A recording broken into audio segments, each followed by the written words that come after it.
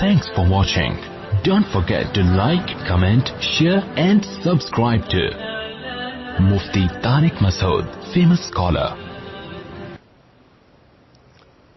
Alhamdulillah nahmaduhu wa nusalli ala rasulihil kareem. Amma ba'd, fa'udhu billahi minash shaytanir rajeem. Bismillahir rahmanir rahim. وَإِذْ قَالَ مُوسَى لِقَوْمِهِ يَا قَوْمِ اذْكُرُوا نِعْمَةَ اللَّهِ عَلَيْكُمْ إِذْ جَعَلَ فِيكُمْ أَنْبِيَاءَ وَجَعَلَكُمْ مُلُوكًا وَآتَاكُمْ مَا لَمْ يُؤْتِ أَحَدًا مِنَ الْعَالَمِينَ يَا قَوْمِ ادْخُلُوا الْأَرْضَ الْمُقَدَّسَةَ الَّتِي كَتَبَ اللَّهُ لَكُمْ وَلَا تَرْتَدُّوا عَلَى أَدْبَارِكُمْ فَتَنقَلِبُوا خَاسِرِينَ. سورہ مائدہ کی آیت نمبر 34. یہ جو میں نے آیتیں تلاوت کی ہیں، اس میں اللہ نے بنی اسرائیل پر جو اللہ کی نعمتیں ہوئی ہیں ان میں سے ایک نعمت کا تذکرہ کیا ہے. آواز صحیح آ رہی ہے؟ یہ پنکھا کیوں چلایا ہوا یہاں کا؟ ہاں اس کی کیا ضرورت ہے؟ شور ہو رہا ہے بلا وجہ کا.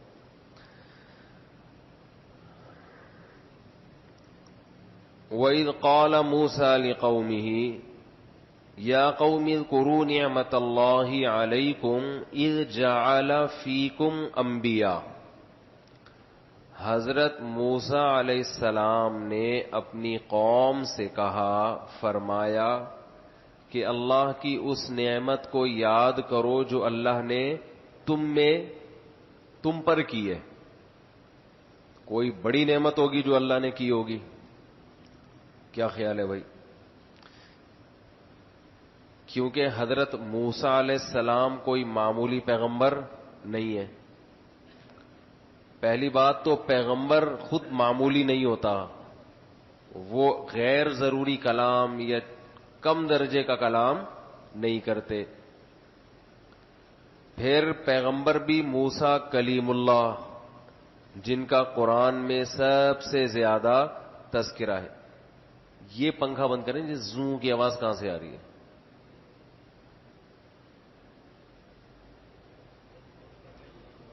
اس کی نہیں، ایگزاسٹ کی آ رہی ہے، اس کو بند کریں. اتنا ابھی گرم موسم تو نہیں، دیکھو سکون ہوا نا. ابھی بھی کچھ ہلکی پھلکی آ رہی ہے، اس کو بھی بند کر دیں. کوئی اتنی گرمی تھوڑی ہو رہی ہے بھائی.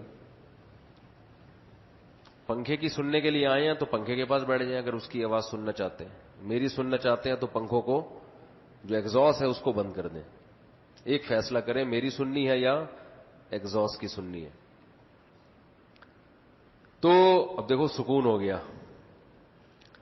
اللہ تعالی نے موسیٰ میں عرض کر رہا تھا کہ موسیٰ علیہ السلام کوئی معمولی پیغمبر نہیں ہے. کلیم اللہ، براہ راست اللہ سے ہم کلام ہونے کا شرف صرف کس کو حاصل ہے؟ حضرت موسیٰ علیہ السلام کو. یہ بہت بڑی فضیلت ہے. وَقَرَّبْنَاهُ نَجِيًّا، قرآن کہتا ہے ہم نے موسیٰ سے سرگوشیاں کی ہیں. سرگوشی کسے کہتے ہیں؟ کہتے ہیں نا یاد رکھ چھاؤں میں آنا تھوڑی دیر کے لیے. کسی سے آپ نے کوئی خاص بات کان میں کرنی ہو جو اوپنلی آپ نہیں کرنا چاہتے، یا بڑی محبت سے کوئی خاص بات کرنی ہے، تو کیا کہتے ہیں؟ یاد رہا ادھر چھاؤں میں آ جاؤ یا سائڈ پہ آ جاؤ. کہتے ہیں کہ نہیں کہتے؟ پھر ادھر آرام سے بات کرتے ہیں. تو یہ ہر ایک کو آپ اتنا پروٹوکول نہیں دیتے. یہ اسی کو دیا جاتا ہے جس سے بہت زیادہ محبت ہو.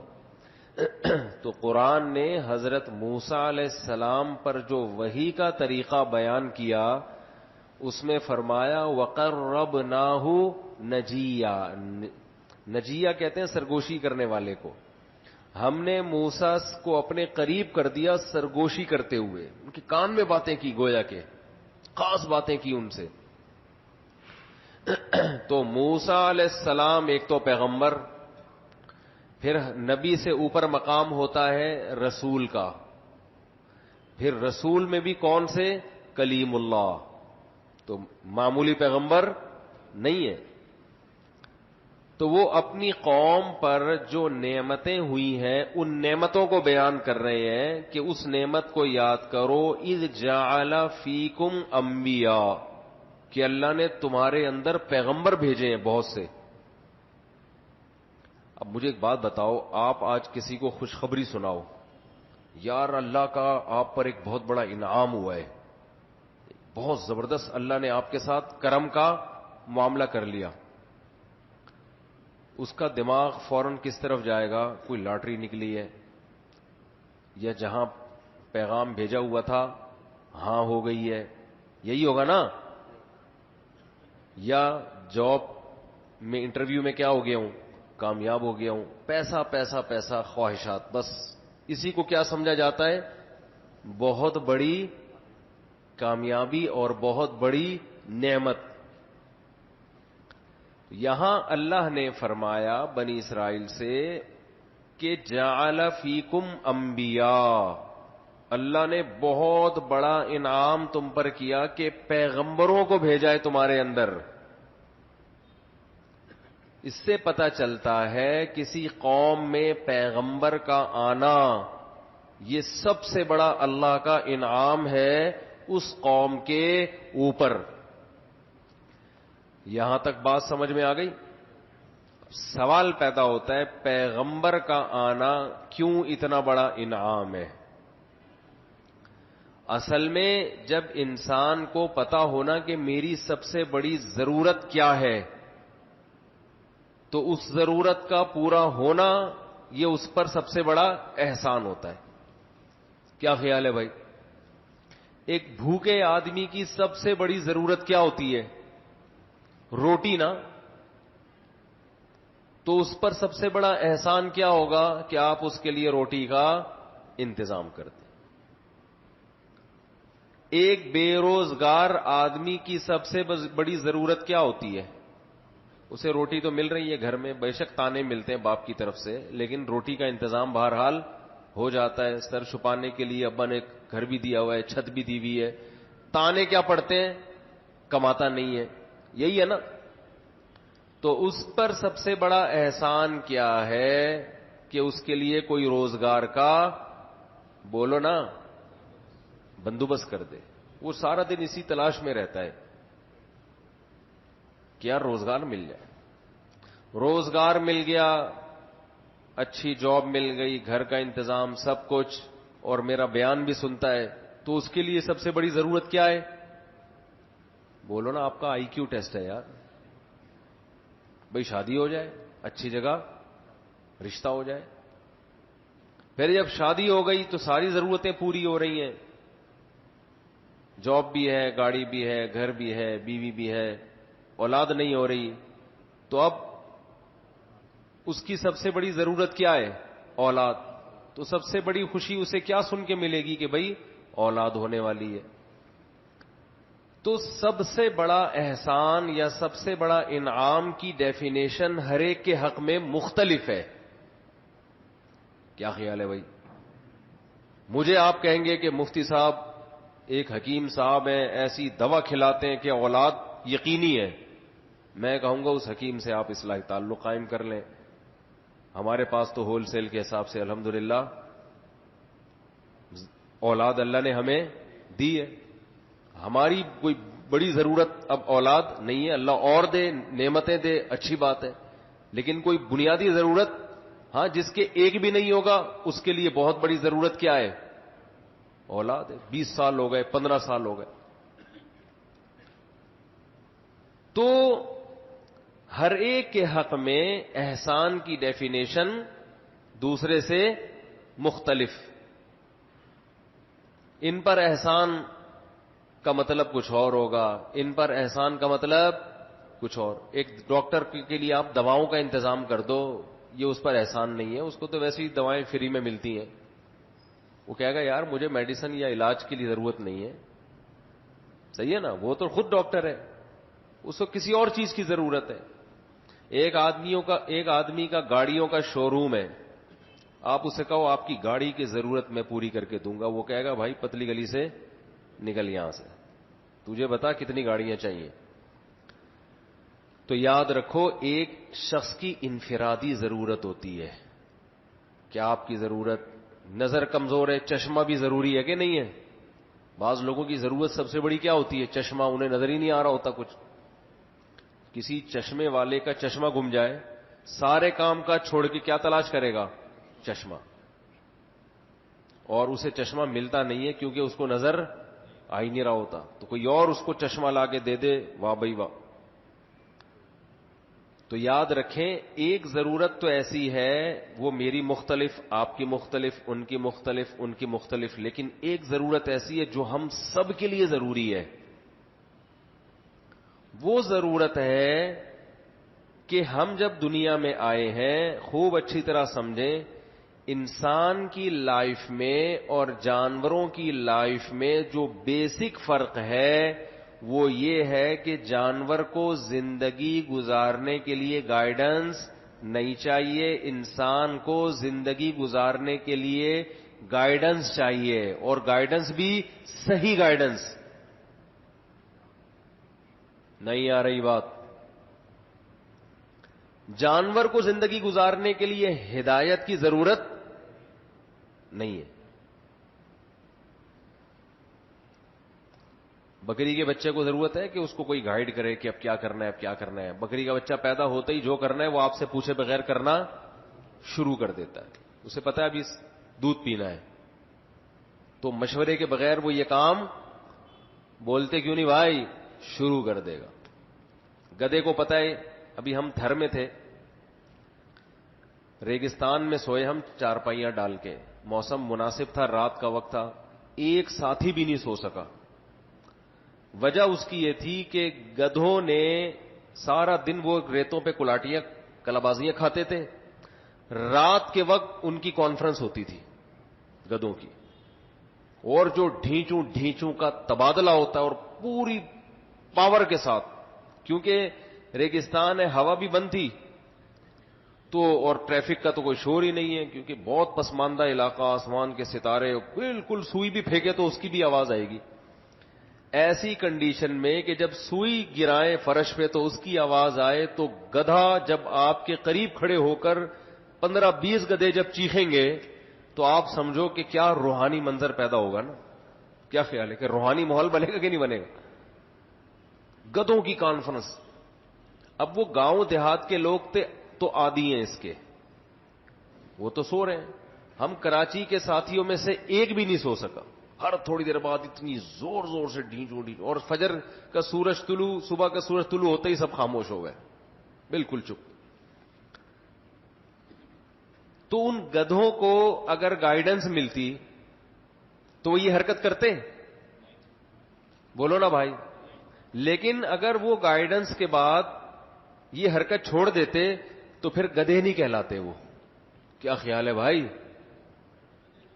پھر وہ گدھے نہیں کہلاتے. اگر کوئی ان کو سمجھائے کہ یار یہ دن میں کر لو یہ پروگرام اپنا, آپ نے جو بھی آپ ٹاک شو چل رہا ہے آپ کا آپس میں, جو بھی ٹاک شو چل رہا ہے, یہ ٹاک شو کا ٹائم صبح 8 سے شام 8 بجے تک اگر کر لیا جائے, 12 گھنٹے کی نشریات بھی بہت ہوتی ہیں. اور یہ جو رات 12 بجے سے آپ نے صبح 5 بجے تک کی نشریات کی ہے, یہ پیکج اچھا پیکج نہیں ہے. لیکن گدھے کی سمجھ میں بات نہیں آئے گی, کیونکہ گدھے کی اگر سمجھ میں بات آ جائے تو پھر اس پہ گدھے کی ڈیفینیشن صادق نہیں آئے گی,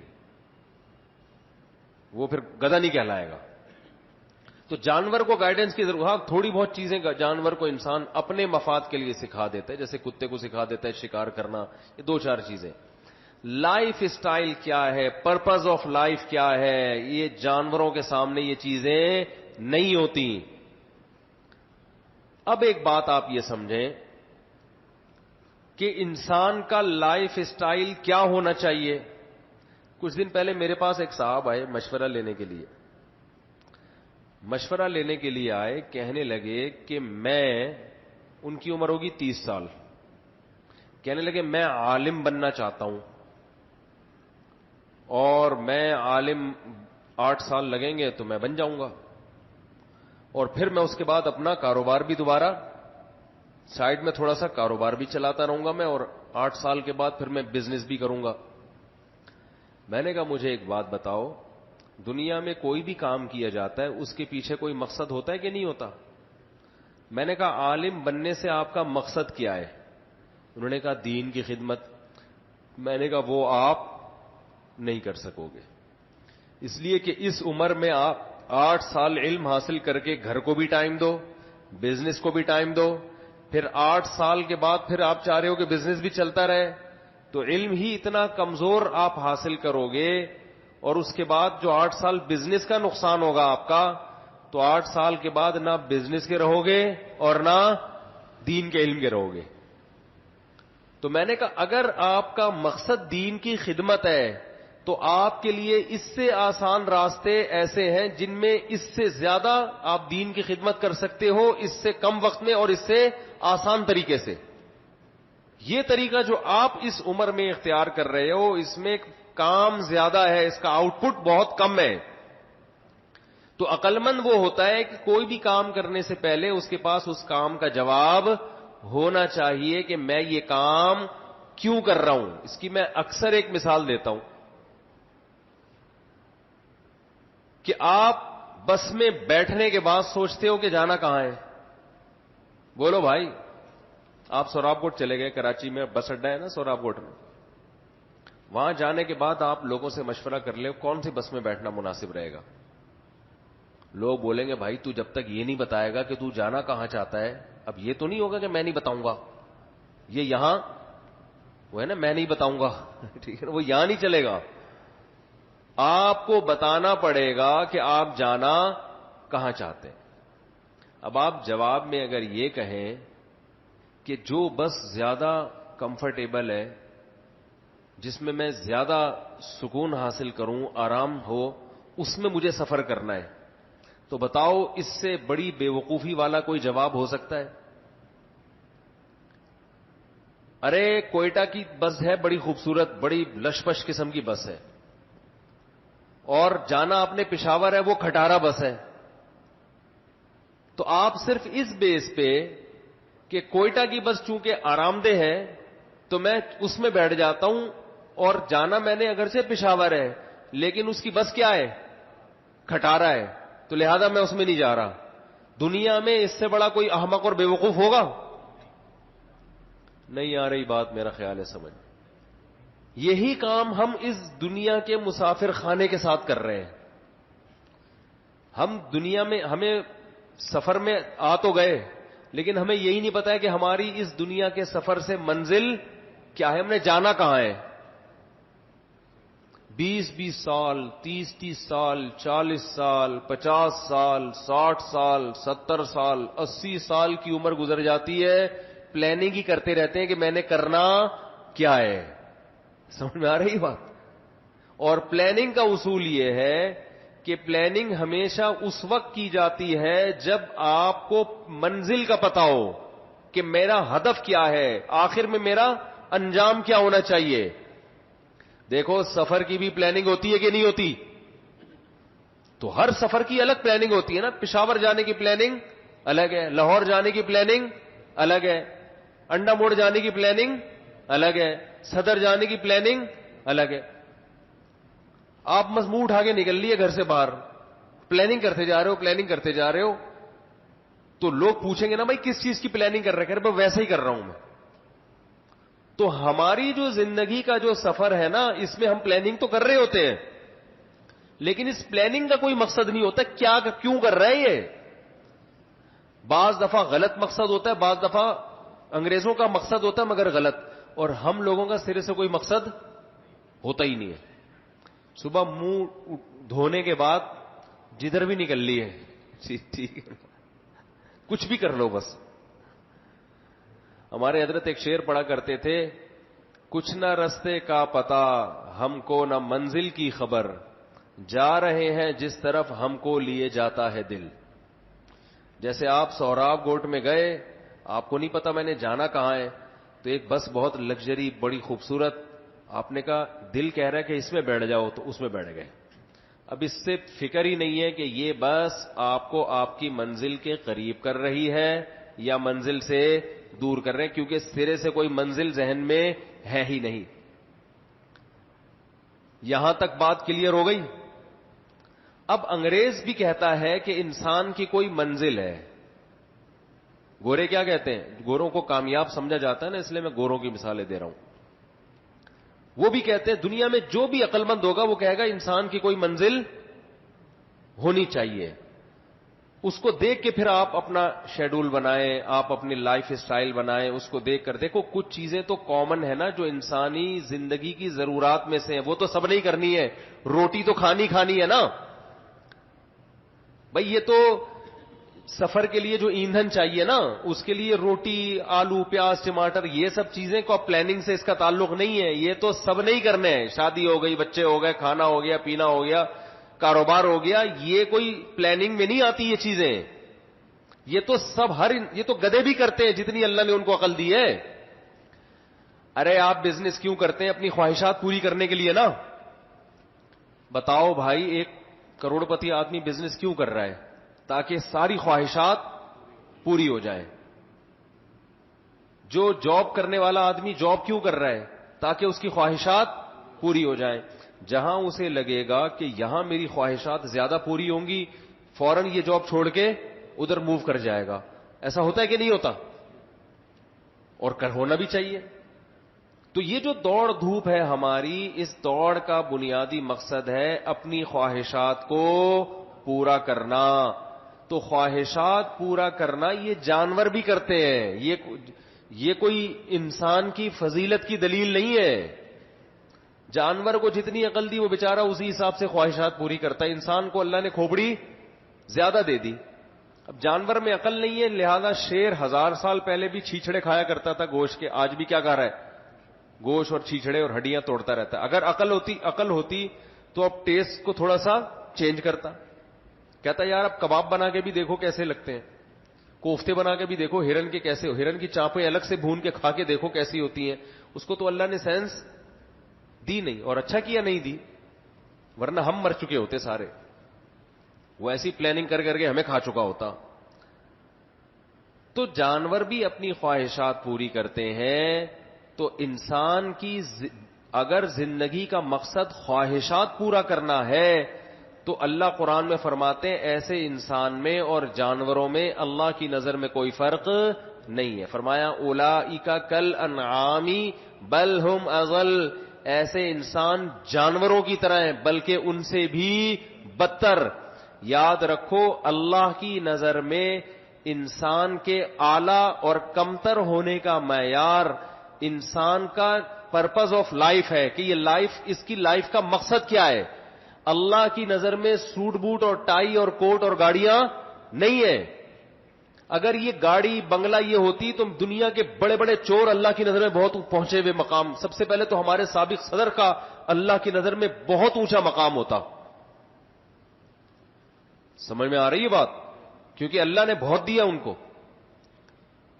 جتنے بڑے بڑے چور اچکے جو فراڈ کر کے آپ ان کی دیکھیں, بڑے ڈیسنٹ بولنے کا اسٹائل بڑا اچھا ہوتا ہے, suit boot, 3 piece suit, tie, گھر جائیں بڑا لگژری آفس دیکھیں, ہٹو بچوں.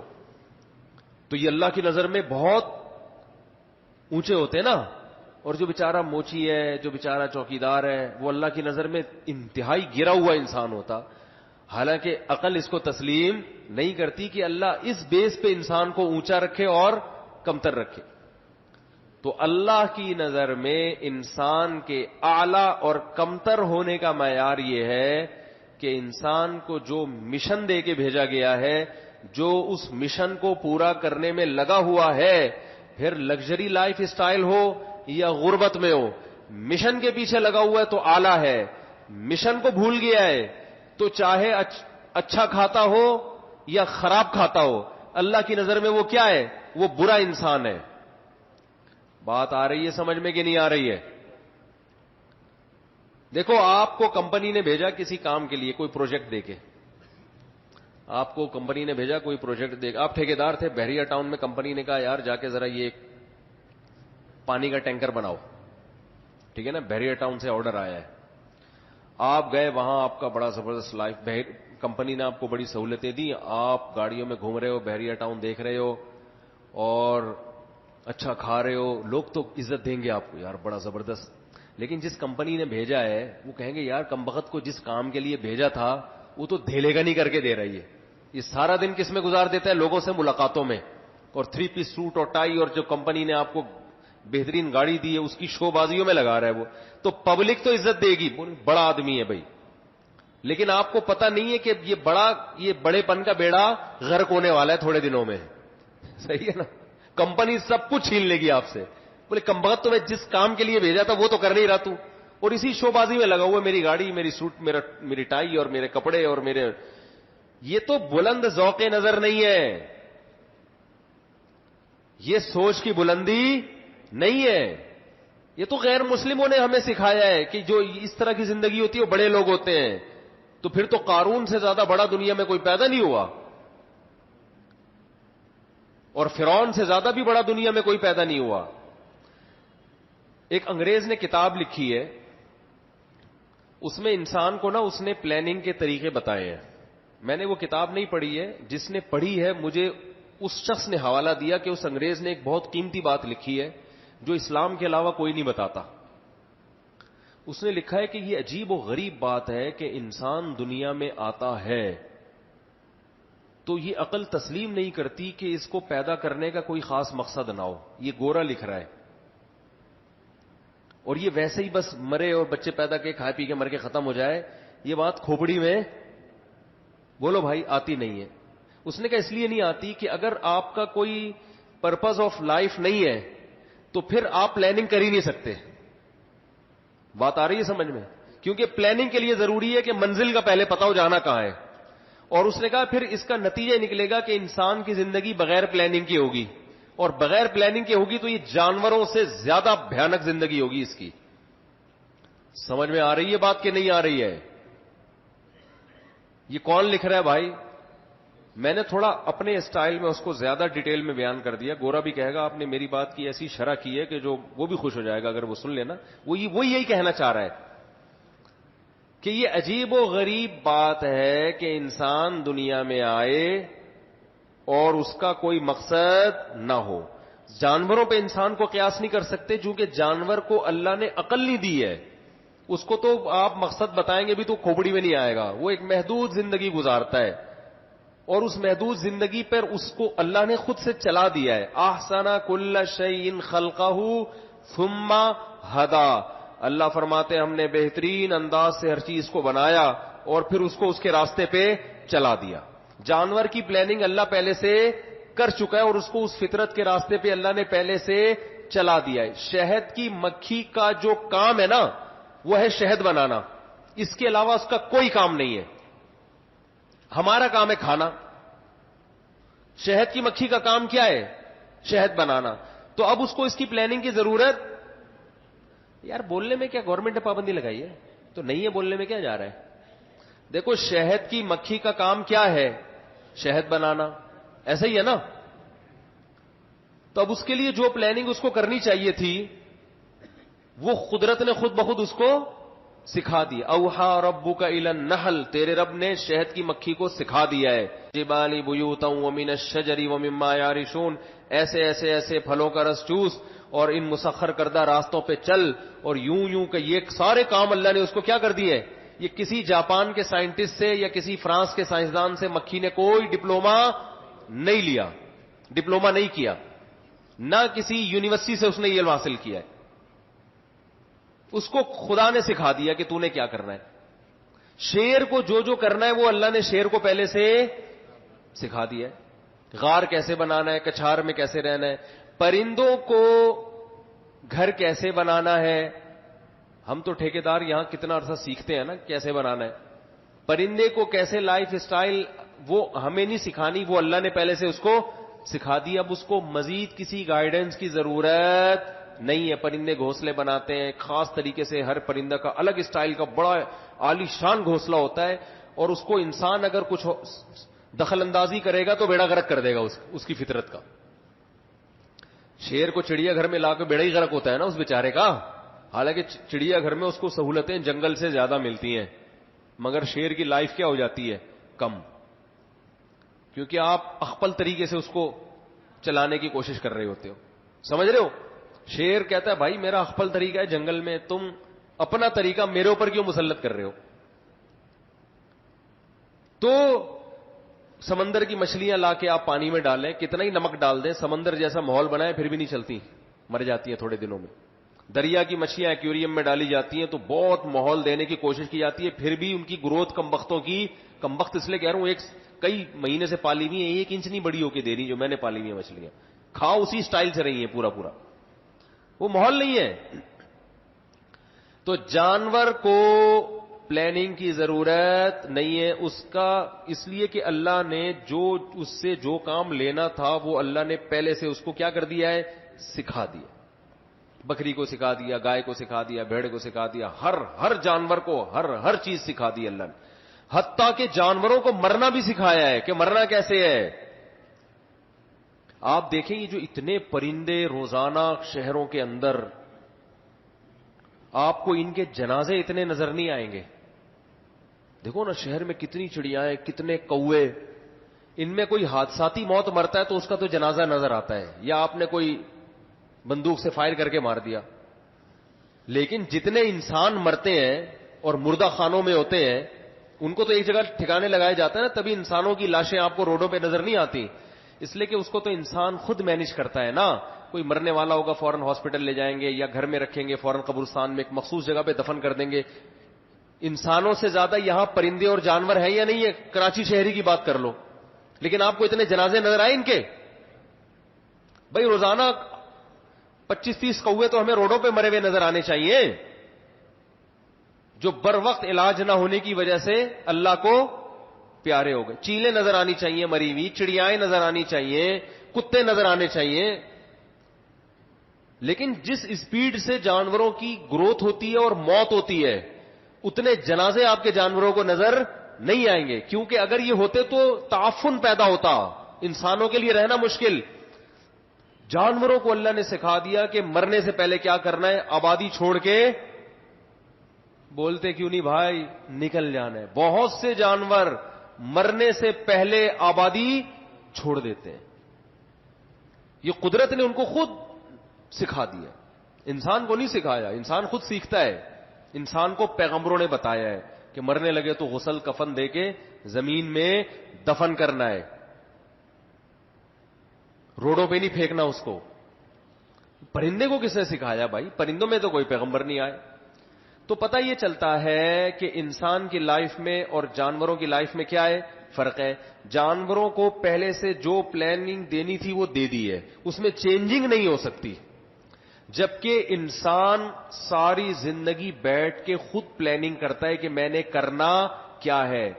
یہ اس میں پلاننگ کی پہلے سے انسٹالیشن نہیں ہوتی. یہ ایسی مشین نہیں ہے جو بلٹن ہو کمپنی کی طرف سے، سمجھ رہے ہو؟ اس میں سارے سافٹ ویئر آپ نے بول دو خود ڈال لیں، اس میں کیا جا رہا ہے؟ یہ بھی میں ڈالوں آپ کے اندر یہ والا سافٹ ویئر بھی بولنے کا، یہ سب آپ نے خود ڈالنے ہیں سافٹ ویئر. بولنا بھی خود سیکھنا ہے. گونگوں میں چھوڑ دو گے تو ساری زندگی بولے گا ہی نہیں. کیا بولنا ہے، کیسے بولنا ہے، تمیز آداب، بڑوں سے کیسے بات کرنی، چھوٹوں سے کیسے بات کرنی، چچا کو کیا بولنا ہے، ماموں کو کیا بولنا ہے. ایسا نا ماموں کو چچا بولنا شروع کر دو، چچا کو ماموں بولنا، خالہ کو پھپھی بول رہا ہے. آج تو یہی مارکیٹ میں چل رہا ہے، رشتوں کے لفظ ہی چینج ہو گئے. کوئی نانا کو ابو بول رہا ہے، ابو کو پاپا بول دیا. عجیب، میں تو لوگوں پہ سن کے حیران ہوتا ہوں، بھائی تمہارا پتہ ہی نہیں چلتا تمہارا ابا کون ہے. ماموں کو پورے بیکری کے سامان گھر میں رکھا ہوا، آٹا، پاپا، یہ نام رکھے ہوئے. تو خیر کوئی گورنمنٹ کی طرف سے پابندی نہیں ہے، ایک مثال دے رہا ہوں. تو انسان کو لائف گزارنے کے لیے کس چیز کی ضرورت ہے؟ خود سے پلاننگ کرنے کی ضرورت ہے. یہ نقطہ سمجھ میں آ گیا کہ نہیں آیا؟ اور پلاننگ اس وقت تک ممکن نہیں ہے جب تک آپ کے سامنے منزل نہ ہو کہ میں نے جانا کہاں ہے. اس کے بغیر خامخواہ میں کاغذ قلم لے کے بیٹھ کے پلاننگ کرنا شروع کر دو، کل میں نے کیا کرنا ہے، تو یہ پرلے درجے کی حماقت اور بے وقوفی ہے. تو یہ گوروں کی بھی سمجھ میں آ گئی یہ بات. وہ بھی کہہ رہے ہیں انسان کا کوئی نہ کوئی لائف کا کوئی پرپز ہے، لیکن وہ آگے کہہ رہے جو ہمیں پتا نہیں ہے. چونکہ پتا نہیں ہے تو خود بنا لو. ورنہ اس کے بغیر وہ کہہ رہے تمیز سے زندگی گزارنا ممکن نہیں ہے, کیونکہ ایک ہدف خود بناؤ گے, پھر اس ہدف کو سامنے رکھ کر آپ کی زندگی گزرے گی تو آپ کو پتا چلے گا کہ میری ضرورتیں کیا ہیں اور میرے مقاصد کیا ہیں. سمجھ میں نہیں آ رہی بات؟ مقصد الگ چیز ہوتی ہے, ضرورت الگ. کچھ کام ہم کر رہے ہوتے ہیں وہ اس لیے کہ وہ ہمارے مقصد کی طرف ہم کو لے کر جاتے ہیں. کچھ کام ایسے ہوتے ہیں جو مقصد کی طرف نہیں لے کے نہیں جاتے, لیکن وہ ہماری ضرورت ہوتی ہیں جن کو ہم نے پورا کرنا ہے, ان کا ہمارے مقصد سے براہ راست کوئی تعلق نہیں ہوتا. آپ پشاور جا رہے ہیں, درمیان میں آپ کو بیت الخلا کا تقاضا ہوا, اس کا پشاور سے کوئی تعلق ہے؟ کیا خیال ہے بھائی؟ یہ تو آپ ملتان جاتے تو بھی ہوتا, بلکہ نہیں ہوتا تو گولیاں کھا کھا کے آپ کوشش کرتے کہ قبض آپ کا کیا ہو جائے, معذرت کے ساتھ ختم ہو جائے. تو گاڑی آپ کو روکنی پڑتی ہے, یار ذرا میں واش روم. بس میں جا رہے ہو تو اس کی مرضی ہے, ڈرائیور کی مرضی ہے کہ وہ آپ پہ ترس کھا کے روکے یا نہ روکے. وہ اتنی اسپیڈ میں ہوتا ہے کہ اگر وہ روک بھی دیتا ہے نا تو بہت سے لوگ ٹینشن میں, بےچارے اتنی ٹینشن ہوتی ہے کہ وہ کر ہی نہیں پاتے کچھ بھی. ایسے واقعات آئے ہیں, لوگوں نے مجھے بتایا کہ ڈرائیور ہارن بجا رہے, کہہ رہے ہم کھیتوں میں جا کے پیشاب کرنے کی کوشش کر رہے ہیں, ڈرائیور کی وہ جو ہارن ہے نا اتنا خوف ڈالا تھا اس نے, کہہ رہے ہم ویسے ہی اٹھ کے آ گئے. تو یہ درمیان میں کیا ہوتا ہے, واش روم یا سر میں درد ہو رہا ہے, یار ذرا گاڑی روکو, ہوٹل سے ذرا کڑک سی کیا ہو جائے, چائے ہو جائے خاندانی کے ساتھ, یا تھوڑا سا بیٹھے بیٹھے تھک گئے کمر سیدھی کر لیں, تھوڑا سا لیٹ جائیں. یہ ان چیزوں کا منزل سے براہ راست کوئی تعلق, بولو بھائی, نہیں. یہ تو سب کے ساتھ ہوگا. تو یہ جو کاروبار ہے, کھانا ہے, پینا ہے, شادی بیاہ, بچے, ٹھیک ہے نا, چشمہ اگر نظر کمزور ہے, یہ چیزیں مقاصد نہیں ہے. اس لیے کہ اگر یہ مقصد ہوتی تو بتاؤ یہ ساری مقصد ہیں, یہ ان میں سے کوئی ایک مقصد ہے؟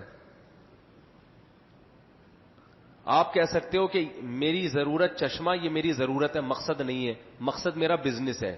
بھائی بزنس سے تیرا کیا مقصد ہے آگے؟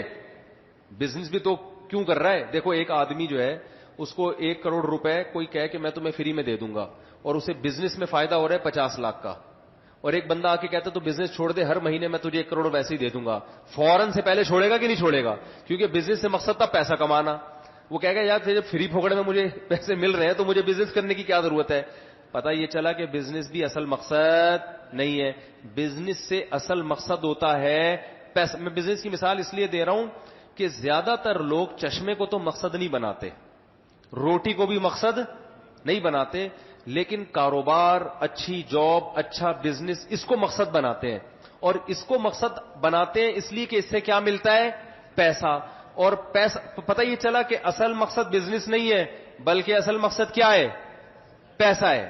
لہذا بزنس کے بغیر مل جائے تو لوگ بزنس نہیں کریں گے, جاب نہیں کریں گے. اب سوال پیدا ہوتا ہے کیا پیسہ اصل مقصد ہے؟ پیسہ بھی اصل مقصد نہیں ہے. اس لیے اصل مقصد نہیں ہے کہ اگر ایک آدمی آپ کے پاس آ کے کہتا ہے کہ آپ پیسہ کیوں کماتے ہو, آپ کہتے ہو یار اس لیے کہ میں بحریہ ٹاؤن میں گھر بنانا چاہتا ہوں. اور کیا مقصد؟ یار میں چاہتا ہوں میری گاڑی بہت لشپش قسم کی گاڑی ہو میرے پاس. اور کیا چاہتے ہو؟ یار میرے گھر کا راشن خاندانی قسم کا ہے, ڈالڈے مالڈے پہ گزارا جیسے لوگوں کا, مالدار لوگوں کا ہوتا ہے نا, بلکہ گھر میں کھانا پکے ہی نہیں, ہوٹل سے آیا کرے, صبح شام پیزوں پہ حساب کتاب چلے, چاہے وہ پیزا کھا کھا کے خود پیزا بن جاؤں میں, لوگ بن رہے ہیں. تو وہ کہے کہ یار ایسا کرو, آپ جاب چھوڑ دو, گاڑی میں آپ کو لے کے دے دیتا ہوں, گھر میں آپ کو لے کے دے دیتا ہوں, جس چیز کی جب ضرورت ہوگی دل چاہے گا آپ کے لیے حاضر. اگر آپ کو اس کی بات پہ یقین آ جائے تو فوراً پیسہ کمانا چھوڑو گے کہ نہیں چھوڑو گے؟ کہ یار پیسے سے جو مقصد تھا وہ بغیر پیسے کے, بولتے کیوں نہیں یار, حاصل ہو رہا ہے. تو پتہ چلا پیسہ بھی اصل مقصد نہیں ہے, پیسے سے بھی کچھ اور مقصد ہوتا ہے. ہائے ہائے ہائے ہائے, وہ پیسے سے اصل مقصد کیا ہے؟ سواری, گھر, توند, زبان کی لذت, خواہشات کی لذت. تو پتہ یہ چلا کہ گھوم پھر کے بات یہاں آئی کہ زندگی کا بنیادی پیسے سے چونکہ آپ کی ہر خواہش پوری ہو جاتی ہے، تو زندگی کا بنیادی مقصد ہے کہ مزہ آئے. بس زندگی کا بنیادی مقصد کیا ہے؟ مزہ. زبان کی لذت بھی حاصل ہو اور شہوتوں کی لذت بھی حاصل ہو اور عزت میں بھی ایک لذت اللہ نے رکھی ہے نا، وہ بھی مجھے ملے. تو گھوم پھر کے بات یہ آئی کہ میرے دل میں کسی چیز کی چاہت پیدا ہو تو وہ چاہت پوری ہو جائے. تو یہ اس زندگی کا انسان آج کل لوگوں کا کیا ہے، اس زندگی کا مقصد ہے. اور اس مقصد کو سامنے رکھ کر زندگی گزارتے ہیں. کھانا پینا وہ بھی ہے اس میں، لیکن وہ دوسرے درجے میں. اصل یہ کہ یار ہر خواہش پوری کرنے کی صلاحیت پیدا ہو جائے، اور وہ کس سے ہوتی ہے؟ پیسے سے. تبھی پیسے پہ کھانا قربان کر دیتے ہیں. میں نے دیکھا ایسے لوگ ایک وقت کا کھانا نہیں کھاتے، یار آفس میں دیر ہو جائے گی، ناشتہ گول کر دو. اب ایک بات ذہن میں رکھو کہ اس مقصد میں دو بڑے فالٹ ہیں. اگر آپ اس چیز کو مقصد بناتے ہو نا، تو اس میں دو بڑے کیا ہیں؟ فالٹ ہیں. پہلا فالٹ یہ کہ جانوروں کا بھی یہی مقصد ہے. گدھے کی بھی بنیادی خواہش کیا ہے؟ کہ میری تمام خواہشات بولو پوری ہوں، لوڈ تھوڑا سا کم ہو میرے اوپر سے. وہ جو لیاری میں اس کے اوپر اتنا لوڈ ڈالا جاتا ہے، گدھے کی خواہش ہوتی ہے لوڈ تھوڑا سا کیا کر دیا جائے، کم ہو جائے نا، تاکہ مجھے بھی تھوڑا سکون ملے.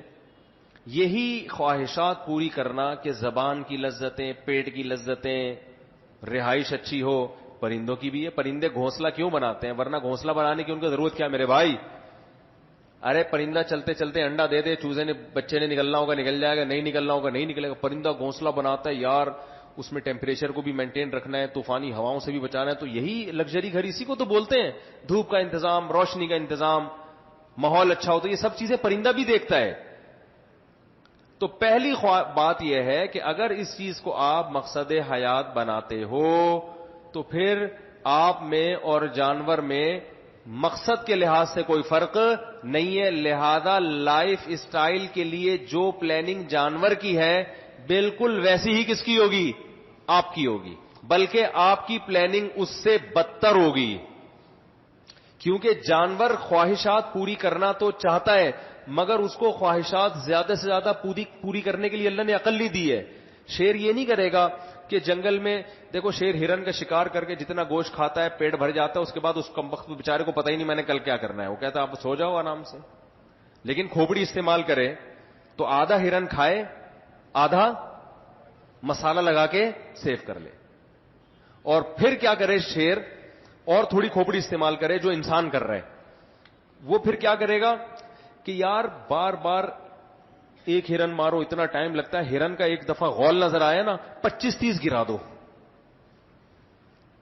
آدھا کھاؤ 24.5 سیو کر لو، محفوظ کر لو، کسی ٹھنڈی جگہ پہ جا کے رکھ دو یا مسالہ لگا دو اس کے اوپر.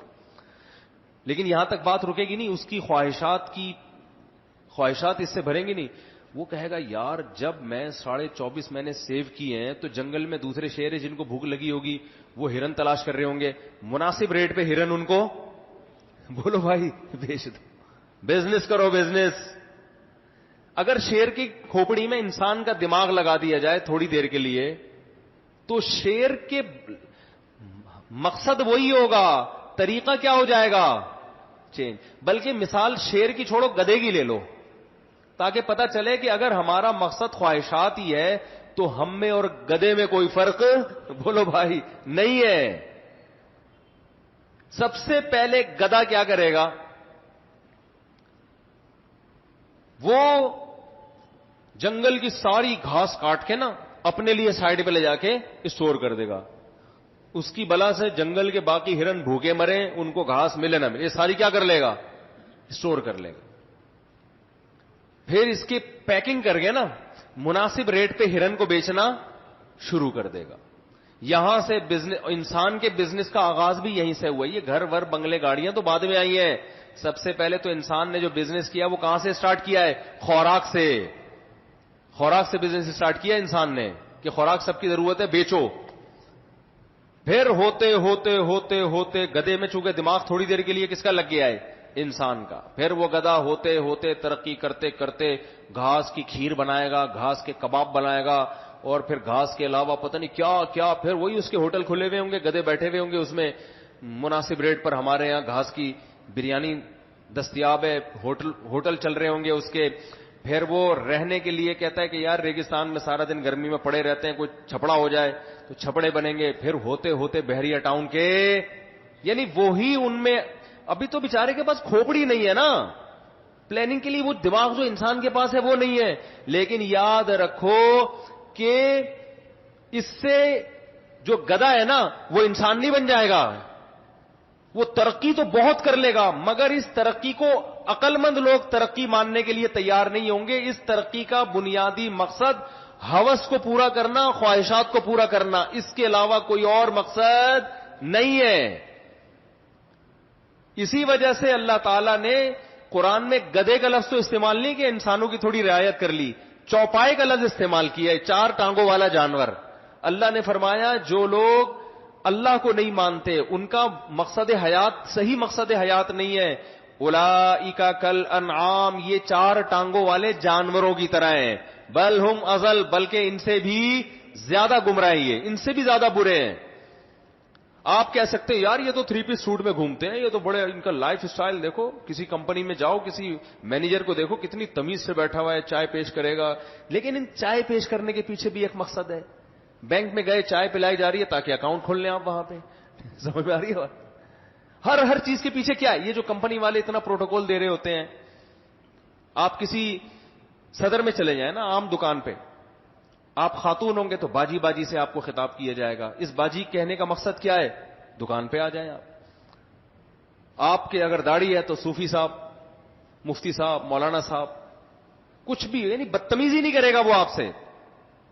تو میرے بھائی اگر دیکھو یہ جو دنیا میں آج بڑے بڑے فنٹر بنے پھرتے ہیں نا, یہ دنیا کو آج اخلاق و آداب سکھا رہے ہیں. انہوں نے جب زمینوں پہ قبضے کیے ہیں نا تو انسانوں کو بہت قتل کیا, بہت مارا انہوں نے. جب ان کو وہ تمام وسائل مل گئے تو تھینک یو سے بات شروع ہو رہی ہے اور تھینک یو پہ ختم ہو رہی ہے. نہیں آ رہی بات؟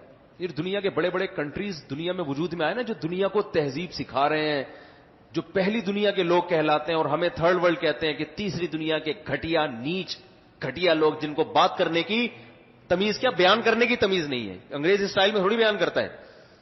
انگریز تو بیان بھی آپ دیکھو کیسے بہترین اسٹائل میں کر رہے ہوتے, ہم لوگ کا اسٹائل ہے. تو وہ کہتے ہیں ان کو تو کمبختوں کو بات کرنے کی تمیز نہیں ہے. تو خیر یار بات کو سمیٹتا ہوں جلدی سے کہاں بات چلی گئی, کیا بات کر رہا تھا میں, جلدی سے بات کو سمیٹوں. تو میرے بھائی انسان کو فضیلت اللہ نے کس لحاظ سے دی ہے, مقصد.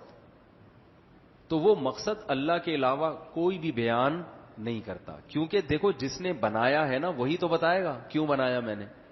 کسی اور ہمیں کیا پتا, ہم تو بنے ہیں, ہم نے اپنے آپ کو تھوڑی بنایا ہے.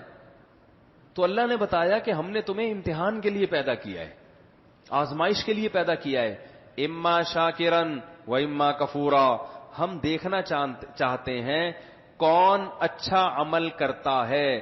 تبارک الذی بیدہ الملک وہو علی کل شیء قدیر الذی خلق الموت والحیات لیبلوکم ایکم احسن عملا. کیا زبردست آیت ہے یار, وہ تمہیں آزما رہا ہے کہ تم میں سے اچھا کون بن کے آتا ہے. کیونکہ جانوروں کی ایک ہی قسم ہے, نہ اچھے نہ برے. کبھی کتے کے بارے میں دیکھا کہ یہ بہت اچھا ہے, سچ بولتا ہے ہمیشہ ہے, یہ چوری نہیں کرتا. اچھائی اور برائی کی صفت سے انسان متصف ہوتا ہے. جانور بکرے کو ہم کہتے ہیں نا اچھا, اس کا مطلب موٹا بہت ہے, گوشت کھانے میں لذیذ ہے اس لیے آج سے اچھا. تو اصل میں اچھے کی یہ ڈیفینیشن تھوڑی ہے.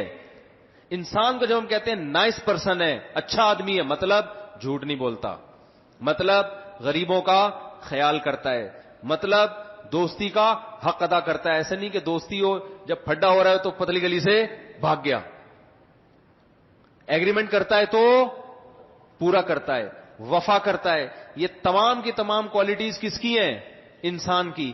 جانور جیسے اللہ نے پہلے دن سے بنایا نا, آخر دن تک ویسے کا ویسا ہی رہتا ہے, اس میں چینجنگ.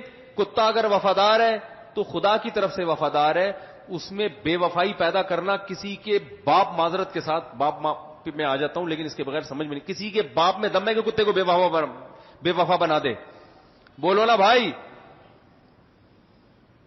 کتے میں وفاداری یہ بلٹن ہے کمپنی کی طرف سے, یہ سافٹ ویئر کمپنی نے ڈال کے بھیجا ہے. چھوٹا سا کتا ہوگا نا, ذرا سا بچہ بھی ہوگا, آپ بوٹی ڈالیں گے تو ملانا شروع کر دے گا. بلی میں وفاداری نہیں ہے. بلی اپنے مطلب نکالتی ہے, دوستی لگا لے گی آپ سے, لڑائی میں کام تھوڑی آئے گی آپ کے. کتا لڑائی میں کام آئے گا, اور کتا جب لڑائی میں کام آتا ہے نا آپ کے, سامنے والے کے لیے کتا بن جاتا ہے, آپ کے لیے وہ کتا نہیں ہوتا. گھوڑے کی قرآن نے قسمیں اٹھائیں, گھوڑے میں جو وفاداری ہے وہ رہے گی. کوے میں چالاکی ہے, وہ ہمیشہ سے تھی, ہمیشہ رہے گی, وہ کبھی بھی ختم نہیں ہو. جو جانور بزدل ہے, پیدائشی گیدڑ پیدائشی بزدل ہے نا, وہ کبھی بھی بہادر نہیں بن سکتا. شیر پیدائشی بہادر ہے, وہ بزدل نہیں. شیر نے بہادری کی فضیلت پر کوئی حدیثیں تھوڑی سنی ہے. انسان میں یہ دونوں چیزیں ہوتی ہیں, لڑنے والے اور پتلی گلی سے بھاگنے والے. کیا خیال ہے؟ سچ بولنے والے آزمائشوں میں بھی, اور بات بات پہ لوٹوں کی طرح پینترا بدلنے والے. انسان ایک صفت پر نہیں ہے ہر وقت. پھر ایک ہی انسان آج ایک صفت پر ہے, کل چینج ہو جاتا ہے. آج وفادار ہے, کل بے وفا ہو گیا. آج سچا ہے, کل جھوٹا ہو گیا. توبہ کر کے کل سچا بن گیا. کل سخی تھا, حالات نے کنجوس بنا دیا. کل کنجوس تھا اور تربیت کر کے وہ سخی بن گیا. کل بے وفا تھا, آج وفادار بن گیا, پھر دوبارہ بے وفا بن گیا. ایک ہی انسان میں درجنوں دفعہ چینجنگ ہوتی ہے, اور ہر انسان دوسرے سے صفات کے لحاظ سے چینج ہے. تو انسان اچھا بھی ہوتا ہے, برا بھی ہوتا ہے. یہ چیز انسان کو جانوروں سے ممتاز کرتی ہے. تو پتہ چلا انسان اور جانور کے لائف سٹائل میں بنیادی فرق ہی یہی ہے کہ انسان کو اچھا بننے کی صلاحیت دی گئی اور برا بننے کی بھی صلاحیت دی گئی. تو انسان کو یہ اسی لیے پیدا کیا ہے کہ کون اچھا بن کے آتا ہے اور کون برا بن کے آتا ہے. باقی کھانے کی صلاحیت تو جانوروں کو بھی دی اور انسان کو بھی, خواہشات پوری کرنے کی صلاحیت جانوروں کو بھی دی اور انسانوں کو بھی. تو اس کے لیے انسان کو پیدا کرنے کی ضرورت نہیں تھی کہ کون بحریہ ٹاؤن میں گھر بنا کے آتا ہے, خواہشات زیادہ پوری کر کے آتا ہے, اور کون اپنی خواہشات کا بےچارے اس کی خواہشات کے جنازے ہی نکلتے رہے ساری زندگی. تو یہ تو جانوروں میں بھی ہوتا ہے. تو دیکھو قرآن نے جو دعویٰ کیا ہے, انسانی فطرت اس دعوے کو اپیل کرتی ہے کہ نہیں کرتی ہے؟ ارے کیا ہو گیا میرے بھائی, دیکھو میں اس مثال سے بات سمجھا کے بس اپنی بات ختم کرتا ہوں. مثال سے بات سمجھا کے اپنی بات کیا کرتا ہوں, ختم, تاکہ آپ تھوڑا غور سے سن لیں, بور نہ ہو اگر تھک گئے ہوں تو. دیکھو کمپنی نے 4 آدمی بھیجے, کمپنی نے 4 آدمی بھیجے, سفر پہ بھیجے, ان کو جہاز کا ٹکٹ دیا, فلاں ملک میں جاؤ, ایک پروجیکٹ ہے, تم نے وہاں جا کے کیا کرنا ہے, بولو نا یار, کام کرنا ہے. ایک ان میں انجینئر تھا, ایک ان میں میکینک تھا, ایک ان میں پلمبر تھا, ایک ان میں گڑھا کھودنے والا یعنی اس ایکسپرٹ تھا, یا الیکٹریشین تھا. بات آ رہی ہے سمجھ میں؟ اب وہ چاروں گئے, اب وہ بھول گئے یار, وہ ڈاکومنٹ ہی گم گئے ہم سے کہ یار پلمبر کہہ رہا ہے پتہ نہیں مجھے کیوں بھیجا تھا, اور جو کنسٹرکشن کرنے والا, یہ میپ کو ڈیزائن کرنے والا, سول انجینئر کہتے ہیں نا, آرکیٹیکٹ کہتے ہیں, اس بیچارے کو پتہ ہی نہیں کہ مجھے کیوں بھیجا تھا, ہے بھائی. تیسرا تھا الیکٹریشین, وہ کہہ رہا یار مجھے یاد ہی نہیں رہا کہ ایسے کھجاتا ہوا کہ یار پتہ نہیں یار مجھے بھیجا کیوں تھا, ہے بھائی. اور چوتھا کیا بنایا تھا میں نے, چلو 3 ہی کر لو, ہم نے کون سا کوئی سچی مچی کی مثال تھوڑی دے رہے ہیں ہم. ایک پلمبر ہے, ایک انجینئر نہیں, کوئی ایسا ہو نا کہ اسپیسیفک کوئی کام اس کے ذمہ لگائے نا ہم. انجینئر تو ایک کا کام ہے میپ بنانا, ٹھیک ہے نا, عمارت کا نقشہ بنانا. ایک کا کام ہے اس میں نلکوں کی فٹنگ کرنا تاکہ پانی کی سپلائی ہو سکے. ایک کا کام ہے اس میں بجلی کا کام کرنا. یہ 3 کام دے کے, ایک کوئی گھر بنانا تھا کمپنی نے, تو یہ 3 پروجیکٹ دے کے بھیجا گیا ہے. ایک ایکسپرٹ ہے کس میں بھائی؟ دوبارہ اس مثال کو میں ذرا نکھار کے پیش کرتا ہوں. ایک ایکسپرٹ ہے نقشہ بنانے میں, گھر کا نقشہ بنانے میں. دوسرا ایکسپرٹ ہے وہ پلمبر ہے, وہ نلکوں کی اور لائنوں کی فٹنگ کرنے میں. تیسرا ایکسپرٹ ہے بجلی کے کام میں, الیکٹریشین ہے وہ. کمپنی نے ایک کو کہا بھائی تو نے یہ کرنا ہے, تو نے یہ کرنا ہے, جو جس چیز میں ایکسپرٹ تھا. اب تینوں جا کے بھول گئے کہ یار وہ الیکٹریشین بھول گیا, مجھے نل کا لگانا تھا میرے ذمے, یا مجھے نقشہ بنانا تھا, یا کیا کرنا تھا, اب یاد ہی نہیں آ رہا تینوں کو. تو تینوں کہتے ہیں یار ہم میں قدر مشترک ہے کہ ہمیں کھانا سب کو آتا ہے, کھانا کھانا, ٹھیک ہے نا. لہذا ہمارا یہاں کے کام کیا ہوگا, ہمیں جو پروجیکٹ دیا گیا ہے نا وہ ہے کھانا کا. لہذا ہم کمپنی کے جتنے پیسے ہیں اس سے 2 پراٹھے آپ کھاؤ صبح, 2 پراٹھے میں کھاؤں, پھر دوپہر نہاری, اور یہ کھا رہے ہیں بس. تو کمپنی آپ سے کہے گی, جب کمپنی آپ سے مطالبہ کرے گی کہ بھئی تم نے وہاں کیا کیا, آپ کہو بھئی آپ نے جتنے پیسے ہمیں پروجیکٹ کے لیے دیے تھے ہم نے وہ کھانے پینے میں, گھر بنانے میں, گاڑی خریدنے میں, 4 شادیاں کرنے میں, کیونکہ مفتی صاحب کے بیان بھی شوق سے سنا کرتے تھے, بچے انتہائی اسپیڈ سے پیدا کرنے میں, اور اس کے علاوہ بھی کچھ کام ہے, آپ مزید تفصیل پوچھیں تو ہم آپ کو بتاتے ہیں. کمپنی الیکٹریشین سے پوچھ رہی, کمپنی پہلے میپ بنانے والے سے پوچھ رہی یار تو نے گھر کا میپ بنایا؟ سر یہ تو نہیں بنایا میں نے. اب وہ تینوں دلیل یہ دے رہے ہیں کہ ہمیں یاد ہی نہیں کہ ہمارے ذمے کام کیا تھا. کمپنی کہتی بھائی اگر تمہارے وہ ڈاکومنٹ گم گئے تھے جس پہ تم نے سائن کیے تھے, کمبخت تمہاری جو جس چیز میں تم ایکسپرٹ ہو اس کے علاوہ کوئی اور کام تمہارے ذمے لگایا جا سکتا ہے. کیا ہو گیا یار, کیسے پولیس کے علاوہ اب کوئی طریقہ نہیں ہے بات سمجھانے کا. ارے جس چیز میں تم ایکسپرٹ ہو, جو کام اس کو آتا ہے تمہارے علاوہ وہ کسی کو نہیں آتا, تو اس کا مطلب تمہیں اسی کام کے لیے بھیجا گیا ہے. باقی کھانا پراٹھے وہ بھی کھا, اس کے لیے تو یار یہ تو پورا محلہ پڑا ہوا ہے, پراٹھے تو وہ بھی کھا سکتے ہیں. تم کمبخت, تم 4 آدمیوں کو بھیجنے کی جو وجہ تھی, اتنا پروٹوکول دے کے تم کمبختوں کو بھیجا ہے. کمبختوں تمہاری جو صلاحیتیں تھیں تو تمہیں اگر یاد نہیں تھا تو وہ صلاحیتیں سوچ کے اندازہ لگا لیتے, یار ہمیں جو اتنا پروٹوکول دیا گیا ہے تو مجھے میپ بنانا آتا ہے, تو میپ کے علاوہ میرا کوئی کام نہیں ہوگا. میں صرف نلکوں کی فٹنگ جانتا ہوں, تو کمپنی میں اتنی سینس تو ہوگی کہ اس سے نلکے لگوانے ہیں. تو کچھ چیزیں مشترک ہیں, خواہشات پوری کرنا, اس میں انسان اور جانوروں میں فرق نہیں ہے. انسان کی ایکسپرٹی یہ ہے, انسان ایکسپرٹ اس چیز میں ہے کہ وہ اچھا بھی بن سکتا ہے اور برا بھی بن سکتا ہے. تو انسان کو اسی مقصد کے لیے بھیجا گیا ہے کہ یا تو اچھا بن جا یا برا بن جا, کھانے پینے کے لیے نہیں بھیجا. باقی کھانے پینے کو کمپنی والے بھی جو جن کو بھیجا وہ کھائیں گے, تو وہ بھی نا, وہ تو ضرورت سمجھ کے کھائیں گے. مقصد ان کا وہاں بیٹھ کے پراٹھوں کی مثال اس لیے دیتا ہوں کہ میں ڈاکٹر مجھے کہتے ہیں پراٹھے نہیں کھایا کرو, میں کہتا ہوں یار دنیا چھوڑ دوں گا پراٹھے نہیں چھوڑوں گا. اس لیے مجھے ہر بات میں, کیونکہ مجھے صبح ناشتے میں پٹھان ہوٹل کا پراٹھا اتنا پسند ہے نا, اس کے بغیر گھر کے پراٹھے نہیں کھاتا میں. وہ جو ہوٹلوں میں ہر ہوٹل میں نہیں بنتے, وہ ایسے کرارے پراٹھے صبح صبح بنتے ہیں کہ وہ یار کھاؤ اور چائے کے ساتھ, تو اس کے بغیر پتہ ہی نہیں چلتا کہ ناشتہ کیا ہوا ہے. کچھ بھی کھلا دو مزہ نہیں ہے, عادت بچپن سے پڑی ہوئی ہے نا. اب میری مثال, مجھے اللہ نہ کرے کہ مر جاؤں وہ پراٹھے کھا کے, اللہ نہ کرے. وہ میں نے جو الفاظ کہے نا کہ دنیا چھوڑ دوں گا پراٹھے نہیں چھوڑوں گا, اللہ دنیا نہ چھوڑوائے, اس کی وجہ سے ہم اللہ سے دعا کرتے ہیں. تو اس لیے میں جب کوئی مزے کی چیز کی مثال دیتا ہوں تو یا تو انڈے والے برگر کی مثال دیتا ہوں, کیونکہ وہ ہر آدمی چھپ چھپ کے کھاتا ہے, ٹھیک ہے نا. جس میں زنگر کھانے کی صلاحیت ہے, چھپ کے وہ بھی انڈے والے برگر کھاتا ہے, ٹھیک ہے نا. تو یا میں مثال دیتا ہوں کس کی, پراٹھوں کی. تو پراٹھے پھوڑنے کے لیے میرے بھائی اللہ نے پیدا نہیں کیا, مزے اڑانے کے لیے پیدا نہیں کیا ہے. آپ دنیا میں آئے, قیامت کے دن اللہ پوچھے گا کہ میں نے تجھے کس مقصد کے لیے بھیجا تھا. آپ کو اللہ مجھے تو پتہ ہی نہیں تھا کس مقصد کے لیے بھیجا تھا. تو اللہ کہے گا بھائی جو صلاحیت میں نے تجھے دی تھی جو دوسروں کو نہیں دی تھی, تو ظاہر ہے اسی مقصد کے لیے. اور پھر میں نے قرآن بھیج کے تجھے وہ مقصد یاد بھی دلایا تھا, لیبلوکم ایکم احسن عملا. اللہ تمہیں آزمانا چاہتا ہے.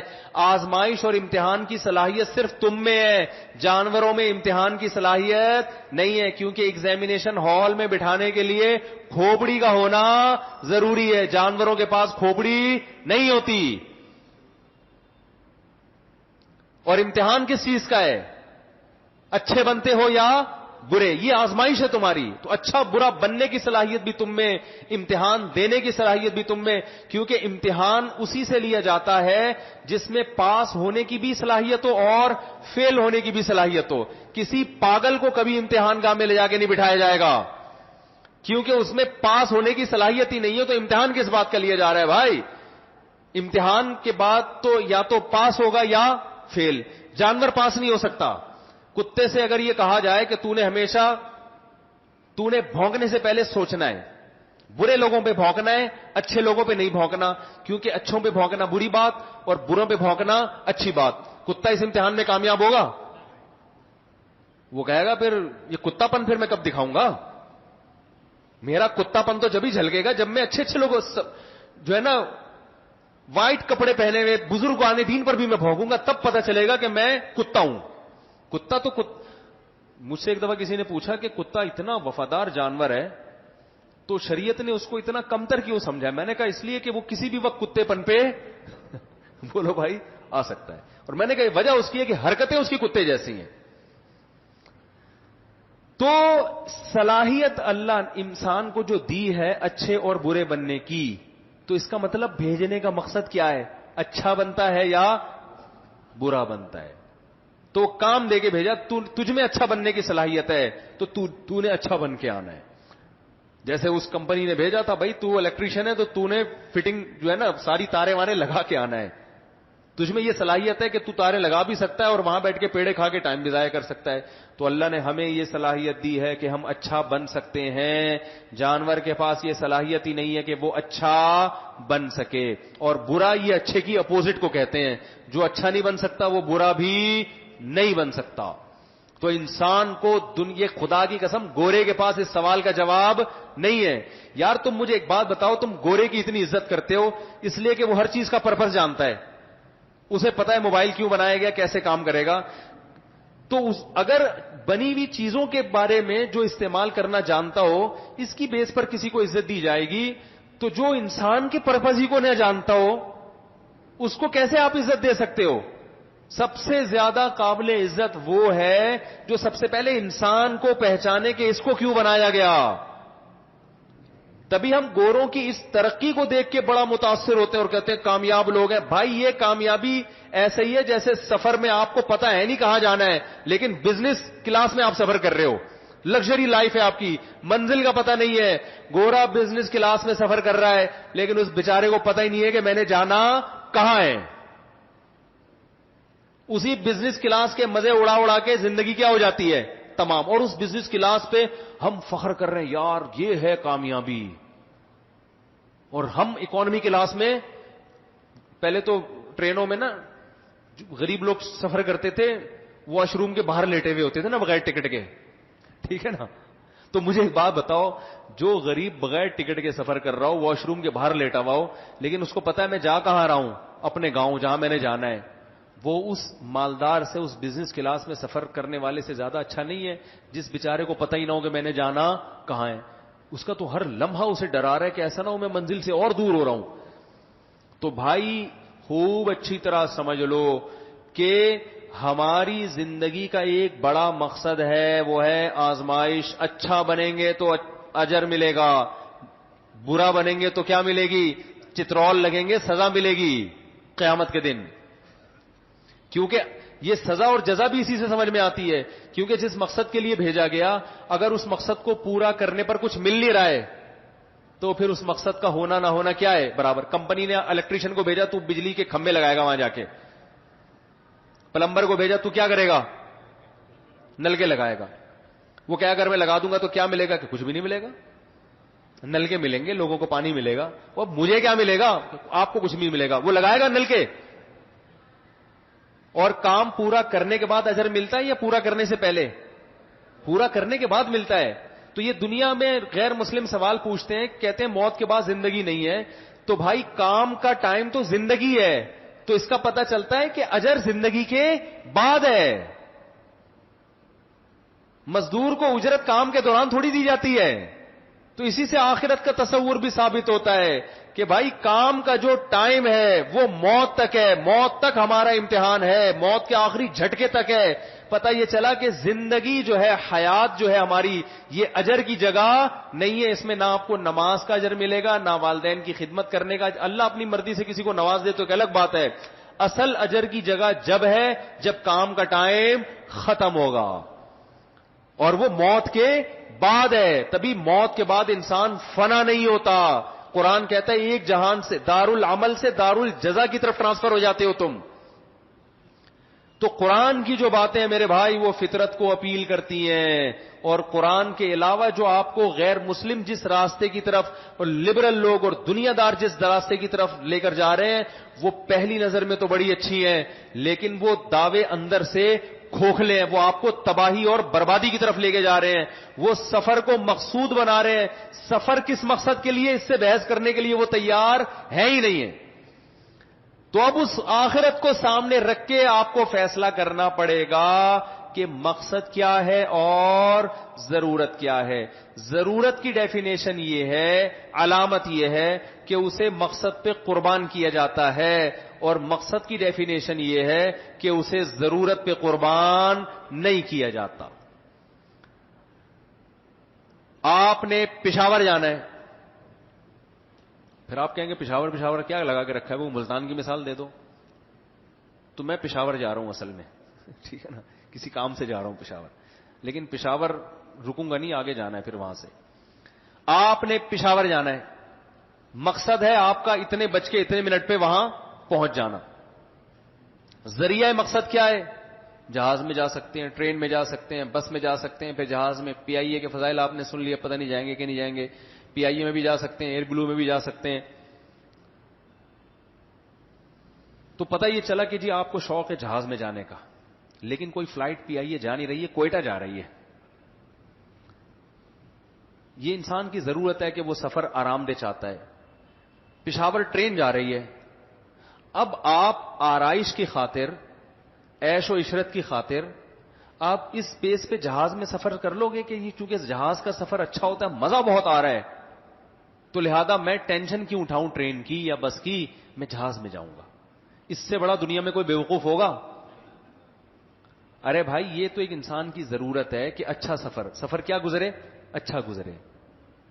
لیکن اگر اچھے سفر کی وجہ سے آپ کی منزل ہی چینج ہو رہی ہے, جانا وہاں ہے پہنچ وہاں رہا ہے, ٹھیک ہے نا, تو پھر اس ضرورت کو قربان کیا جائے گا.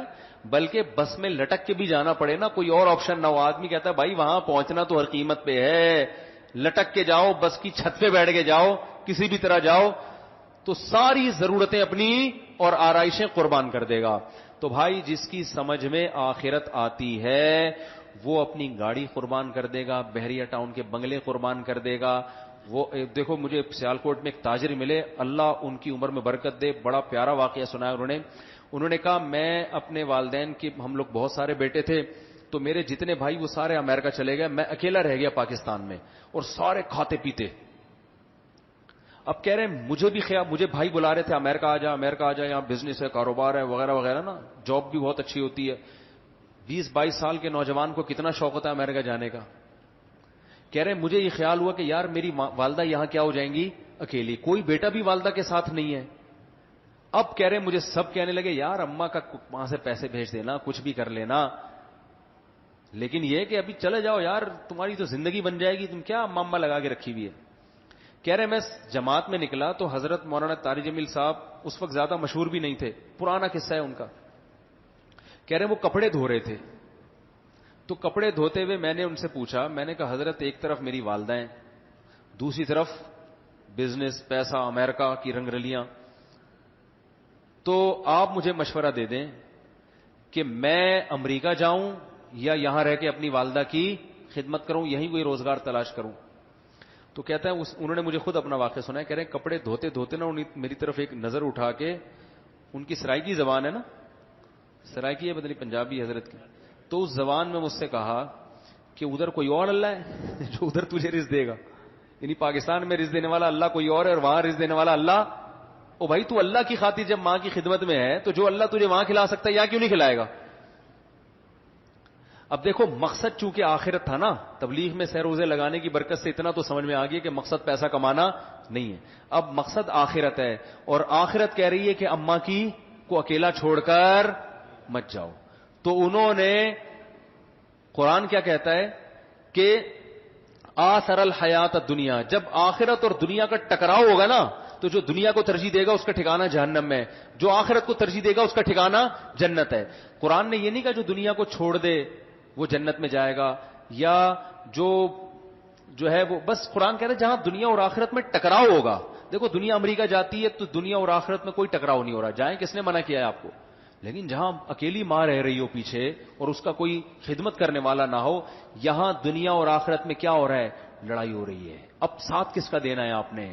تو یہاں آپ کا مقصد اگر آخرت ہے تو آپ دنیا پہ لات مار دو گے اور آپ کہو گے بھائی وہ یہ یہاں عیاشی تو پیسہ تو قارون سے زیادہ میں کما نہیں سکتا، زیادہ سے زیادہ یہ ہوا نا امریکہ جا کے قارون جیسے خزانے آ جائیں گے میرے پاس، تو کیا ہوگا پھر؟ مریں گے تو مقصد میں کیا ہو جائیں گے؟ ناکام. تو انہوں نے کہتے ہیں حضرت مولانا نے مجھے اتنی سی بات کہی کہ بھائی وہاں کا اللہ کوئی اور ہے اور یہاں کا کوئی اور ہے، تو چلا جا، اگر وہی اللہ یہاں بھی رزق دے سکتا ہے وہاں بھی تو پھر یہیں رہو. کہہ رہے بس میں نے کہا ٹھیک ہے. یہ ہمت کرنا کم عمری میں آسان کام نہیں ہوتا. تو میں نے ان کی فیکٹری دیکھی ماشاءاللہ، ان کو جو اللہ نے نوازا ہے پاکستان میں، سب بہن بھائیوں سے کئی گنا زیادہ نوازا ہے. کتنا نوازا ہے میں بیان کروں گا تو وہ نواز شریف نہ کہیں، نوازا سے نواز شریف کہیں ناراض نہ ہو جائے کہ یار یہ کیا. تو اتنا اللہ نے نوازا ہے کہ اگر وہ ناراض نہ ہوتے تو میں بتا دیتا. وہ ظاہر ہے کوئی نہیں پسند کرتا نا کہ میرے بارے میں بتایا جائے کہ اتنا کمایا اپنا بزنس اور اتنا اللہ نے برکت دی. تو یہ تو اللہ نے دنیا میں دے دیا نا کہ بھائی تم نے مقصد کے لیے ضرورت کو قربان کر دیا تو میں نے مقصد بھی پورا کر دیا، یعنی ضرورت بھی پوری کر دی. اور آخرت اس سے کیا ہے؟ آخرت کا اجر تو ماں کی خدمت میں، تو آخرت میں جو اللہ نے رکھا ہے وہ تو ہم سوچ بھی نہیں سکتے. تو بھائی یہی لائف سٹائل اللہ ہم سے چاہتا ہے. تو یہ باتیں بتانے کے لیے پیغمبر آتے ہیں، پیغمبروں کے علاوہ کوئی اور یہ باتیں نہیں بتاتا. اور پیغمبروں کے جانے کے بعد علماء یہ باتیں بتاتے ہیں جو پیغمبروں کے وارث ہیں. تو اب آپ کو اس آیت کا مطلب سمجھ میں آیا ہوگا کہ موسیٰ علیہ السلام بنی اسرائیل سے کہہ رہے ہیں کہ اللہ نے تم پر سب سے بڑا احسان کیا، تم میں پیغمبر بھیجے، دوسری قوموں میں نہیں بھیجے. کیا مطلب؟ تمہیں پرپز آف لائف پتا ہے، دوسری قوموں کو پیدا ہونے کا مقصد نہیں پتا. تو اس سے یہ بھی پتا چلتا ہے اسی آیت سے کہ جس قوم میں علماء ہیں جن کو دیسی زبان میں مولوی کہا جاتا ہے اور دنیا کا سب سے ناکام ترین طبقہ سمجھا جاتا ہے، اللہ کی نظر میں ان مولاناؤں کا وجود جو اہل حق ہیں ان کا وجود کسی قوم میں اللہ کی سب سے بڑی نعمت ہے، جس کو آپ دنیا کا سب سے بیکار ترین طبقہ سمجھتے ہو، بشرطے کہ اہل حق عالم ہو، روحانی ٹوپی ڈرامے نہ ہو، بدعتی نہ ہو. اور ایک مثال سے بات دے کے میں ختم کرتا ہوں. دیکھو ڈاکٹر کی اہمیت لوگ سمجھتے ہیں کھانسی ہوگی علاج کرے گا، حکیم کی اہمیت سمجھتے ہیں کہ چورن چٹنیاں دے کے معدہ کیا کر دے گا آپ کا؟ صحیح کر دے گا. پلمبر کی اہمیت سمجھتے ہیں نل کا خراب ہو جائے گا تو پلمبر آ کے کیا کر دے گا؟ ٹھیک کر دے گا. مولانا کو لوگ سمجھتے ہیں کس کام کا ہے؟ نہ یہ پنکھا ٹھیک کر سکتا ہے. اب جیسے میں مولانا مفتی صاحب ہوں، لوگ کہتے ہیں اللہ ہمیں بنا دے، ہم تو ہیں بھی نہیں، تو بھائی پنکھا خراب ہو جائے گا تو میں ٹھیک کروں گا؟ بولو نا بھائی. آپ کو کھانسی ہے، میں ویسے ٹوٹ کے ڈاکٹروں سے سن کے بتا دیتا ہوں تو ایک الگ بات ہے. میں تو آپ کی شادی بھی نہیں کرا سکتا جو میرا ٹاپک ہے جس میں بیان کرتا ہوں. لوگ مجھ سے کہتے ہیں یار آپ 4 شادیوں کی بات کرتے ہیں، ہمارا کوئی رشتہ کراتے ہیں. میں کہتا ہوں بھائی میں رشتے بھی، کہتے ہیں پھر آپ کام کیا ہے آپ کا؟ کیا کر رہے ہو؟ کم از کم جس ٹاپک پر اتنا خطاب کرتے ہو شادی دفتر ہی کھول لو. میں نے کہا بھائی ہم شادی دفتر، بولو، کیونکہ بھائی ہمیں اللہ نے شادی دفتر کے علاوہ کسی اور کام کے لیے چنا ہوا ہے، تو شادی دفتر والوں سے شادیاں کراؤ نا جا کے. شادی کی ترغیب شادی دفتر والے نہیں دے سکتے. بات آ رہی ہے سمجھ میں؟ یہ کام یہ اللہ اس کے رسول ترغیب، یہ انگریز ترغیب نہیں دے سکتا، کیونکہ انگریز کے پاس نکاح کی ترغیب دینے کے لیے جو موٹیویشن چاہیے وہ ہے ہی نہیں کم وقت کے پاس. کیونکہ اگر وہ آپ کو ترغیب دے گا 10 سوال، مثال کے طور پر فرض کر لو انگریز ہوں میں تھوڑی دیر کے لیے، اب میں آپ کو گورا بن کے سمجھا رہا ہوں کہ کم عمری میں شادی کرنی چاہیے. سب سے پہلا سوال ہوگا کیوں؟ آپ بولیں گے نا کیوں؟ میں کہوں بھائی اس لیے شادی کرنی چاہیے کہ کم عمری میں شادی ہو جائے گی آپ کی. اس کے علاوہ میرے پاس اور کوئی دلیل بولو نا. نہیں بھائی یہی ہے. موٹیویشن ملے گی اس سے. کہے گا یار ہم گرل فرینڈ رکھی ہوئی ہے 50 سال میں جا کے کر لیں گے, ورنہ ٹینشن خام خا کی. گرل فرینڈ کیا نہ کوئی سالے کی ٹینشن, نہ سسر کی ٹینشن, نہ ساس کی ٹینشن. بیوی آئے گی 4-5 سالے جہیز میں ملیں گے آپ کو, اور ٹینشن, اور بھی وہ جو 20 قسم کی ٹینشنیں ہوتی ہیں. تو جلد نکاح کی ترغیب, زیادہ نکاح کی ترغیب آپ کو مولوی کے علاوہ کوئی نہیں. اس کے پاس ترغیب کے 20 طریقے ہیں, کیونکہ وہ قرآن و سنت نے سکھائے ہیں اس کو. تو ہم تو وہ کام کریں گے نا جو ہمیں آتا ہے, جو ہمارے پاس ہے. شادی کرانا تو وہ تو گورا بھی کرا سکتا ہے. آپ گورے کو کچھ ڈالر دو, بولو کسی اچھی مسلمان باپردہ لڑکی سے میری شادی کرا دو. گورا جاپانی کے ذمہ کام لگاؤ گے نا, جیپنیز کے, وہ ایسی بہترین شادی کر کے دکھائیں گے. آپ کے یہاں شادی دفتر والے یہ لوگ فراڈ کر لیں گے آپ کے ساتھ. جاپانی فراڈ نہیں کرے گا آپ کے ساتھ. وہ یہ کام بھی ہم سے زیادہ, ہم اپنی شادی کے لیے گوروں سے رابطہ کر سکتے ہیں. سمجھ میں نہیں آ رہی بات, میرا خیال ہے. تو میرے بھائی لوگ کہتے ہیں یہ مولوی کی معاشرے میں کیا ضرورت ہے, نہ یہ چائے بنانا, یہ نہ کچھ چائے. ہوٹل میں جو بیچارہ پٹھان بیٹھا ہوا ہے چائے تو پلا دیتا ہے نا, اور اتنی بڑی ضرورت پوری کر رہا ہے کہ میں کوئٹہ ہوٹل کے علاوہ چائے کہیں بھی نہیں پیتا. جب ہم کراچی سے باہر نکلتے ہیں تو پتا چلتا ہے یہ جو ہمارے پٹھان بھائی کوئٹہ ہوٹل کھول کے بیٹھے ہوئے ہیں کتنی بڑی اللہ کی نعمت ہے. یہ والی چائے آپ کو پاکستان میں چائے کے نام پہ مذاق مل رہا ہوتا ہے. کہیں کوئی پھر کڑک سی بنا دے تو آدمی کہتا ہے یار. تو میں تو سوچ رہا ہوں اپنے ساتھ سفر میں 2-3 کراچی سے اچھے سے جو کوئٹہ ہوٹل کے پٹھان ساتھ لے جایا کروں, کہ یار ویسے چائے پینا اچھا کام نہیں ہے, لیکن پیے تو تمیز سے تو پیے نا آدمی. تو یہ بھی ایک ضرورت ہے. لوگ کہتے ہیں یار ہوٹل کا ہونا بھی ضرورت ہے, چائے بنانے والا بھی ہو, کھانا پکانے والا بھی ہو. مولوی کس کام کا تبھی لوگ اپنے بچوں کو مولوی کے علاوہ سب کچھ بناتے ہیں. ڈاکٹر بنائیں گے, ان کو پتا ہے یار اس کی عزت ہوگی, علاج کرے گا. پائلٹ بنائیں گے, ہوائی جہاز لے کے اڑے گا, عزت ہوگی, ملک کا دفاع کرے گا, بہت اچھی ضرورت ہے. ہیئر ڈریسر بنا دیتے ہیں, بال کاٹے گا, پیسے کمائے گا. مولوی بنا کے کیا کرنا ہے, کیا کرے گا یہ؟ تو بھائی, اور جو قرآن کیا کہہ رہا ہے کہ موسیٰ کلیم اللہ جیسے جلیل القدر پیغمبر کی زبان سے اللہ بنی اسرائیل کو یہ کہلوا رہے ہیں کہ تم پر اللہ کا سب سے بڑا احسان تم میں اللہ نے پیغمبر بھیجے. پیغمبر تو سائنس اور ٹیکنالوجی نہیں جانتے. ضرورت ہے اس ٹیکنالوجی کی, میں اس کا منکر نہیں ہوں, وہ ایک الگ ٹاپک ہے. سب سے بڑی نعمت کسی معاشرے میں اگر اللہ کی طرف سے ہے تو پیغمبر, اور پیغمبر نہ ہو تو ان کے وارثین, کیونکہ وہ آپ کو آپ کی زندگی کا مقصد بھی بتائیں گے دلائل کے ساتھ, اس مقصد تک پہنچنے والی چیزیں بھی بتائیں گے, اور جو چیزیں اس مقصد تک پہنچنے میں رکاوٹیں بنتی ہیں وہ علم بھی صرف علماء کے پاس ہوتا ہے. علماء کے علاوہ یہ علم ڈاکٹروں کے پاس نہیں ہے, انجینئر, پلمبر, چائے بنانے والوں کے پاس, بولو بھائی, نہیں ہے یہ. اور یہ انسان کی سب سے بڑی ضرورت ہے, کیونکہ یہ مقصد تک لے جاتی ہے, اور وہ مقاصد تک لے جانے والی نہیں ہے, وہ آپ کی ضرورتیں ہیں. بات آ رہی ہے سمجھ میں کہ نہیں آ رہی ہے؟ ایک آدمی, چلو چھوڑو پھر مثالیں بہت ہو جاتی ہیں. تو اس لیے میرے بھائی اہل حق علماء کی قدر کیا کرو, اور اپنے بچوں کو ٹھیک ہے ڈاکٹر بھی بناؤ, انجینئر بناؤ, ایک آدھ کو مولانا بھی مولوی بنا دیا کرو یار. لیکن مصیبت پتہ ہے کیا ہے؟ اللہ کا نظام پتہ یہ ہے, اللہ کا نظام یہ ہے کہ چونکہ اللہ نے علماء کو پیدا کیا ہے آخرت سکھانے کے لیے. کس کے لیے؟ کہ پرپز آف لائف تمہارا کیا ہے؟ آخرت. تو اس لیے اللہ نے علماء سے اکثر علماء کو غریب رکھا ہے. حکیم الامہ مولانا شریف تھانوی رحمہ اللہ تعالیٰ نے فرمایا کہ لوگ مولوی پہ اعتراض کرتے ہیں یہ بیچارے بڑے پرانے کپڑے, ان کے پاس ہوتا ہی نہیں ہے کچھ, تو ڈاکٹروں کے پاس پیسہ ہے, انجینئروں کے پاس پیسہ ہے. تنخواہیں دیکھو مدرسے میں استاذوں کی تنخواہ 8-9 ہزار روپے تنخواہیں مدرسوں میں ملتی ہیں استاذوں. گھر بھی کرائے پہ ملتے ہیں, ریٹائرمنٹ پہ ایک دھیلا بھی نہیں ملتا. ریٹائرمنٹ پہ کسی مدرسے میں, اور ریٹائرمنٹ کا ٹائم بھی نہیں ہے. جب محتمم صاحب کا میٹر شارٹ ہوا استاذ کو نکال دیا. کوئی یہ درس نظامی کا سرٹیفکیٹ زاولک نے کچھ ایم اے کے برابر قرار دیا تھا, صرف لکھنے کی حد تک ہے. ورنہ یہ درس نظامی کا سرٹیفکیٹ لے جاؤ, کہیں چپڑاسی کی جاب بھی آپ کو بولو نا نہیں ملے گی, رشتہ نہیں دے گا کوئی. آپ شادی کرنے جاؤ ذرا, آپ بولو بھائی میں آپ کی بیٹی سے شادی کرنا چاہتا ہوں, وہ کیا آپ کے پاس کیا کیا سندیں ہیں؟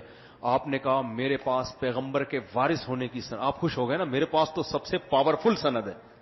آپ پیغمبر کے وارث ہونے کی سند, جی وفاق المدارس کی سند ہے.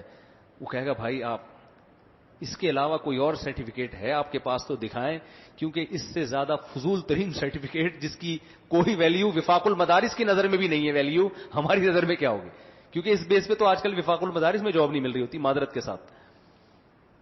یہ کوئی اس کی ویلیو نہیں ہے. وہ بیچاروں نے ایک سرٹیفکیٹ رکھا ہے کہ چلو کہ لوگوں کو یقین آ جائے مولانا ہے بس.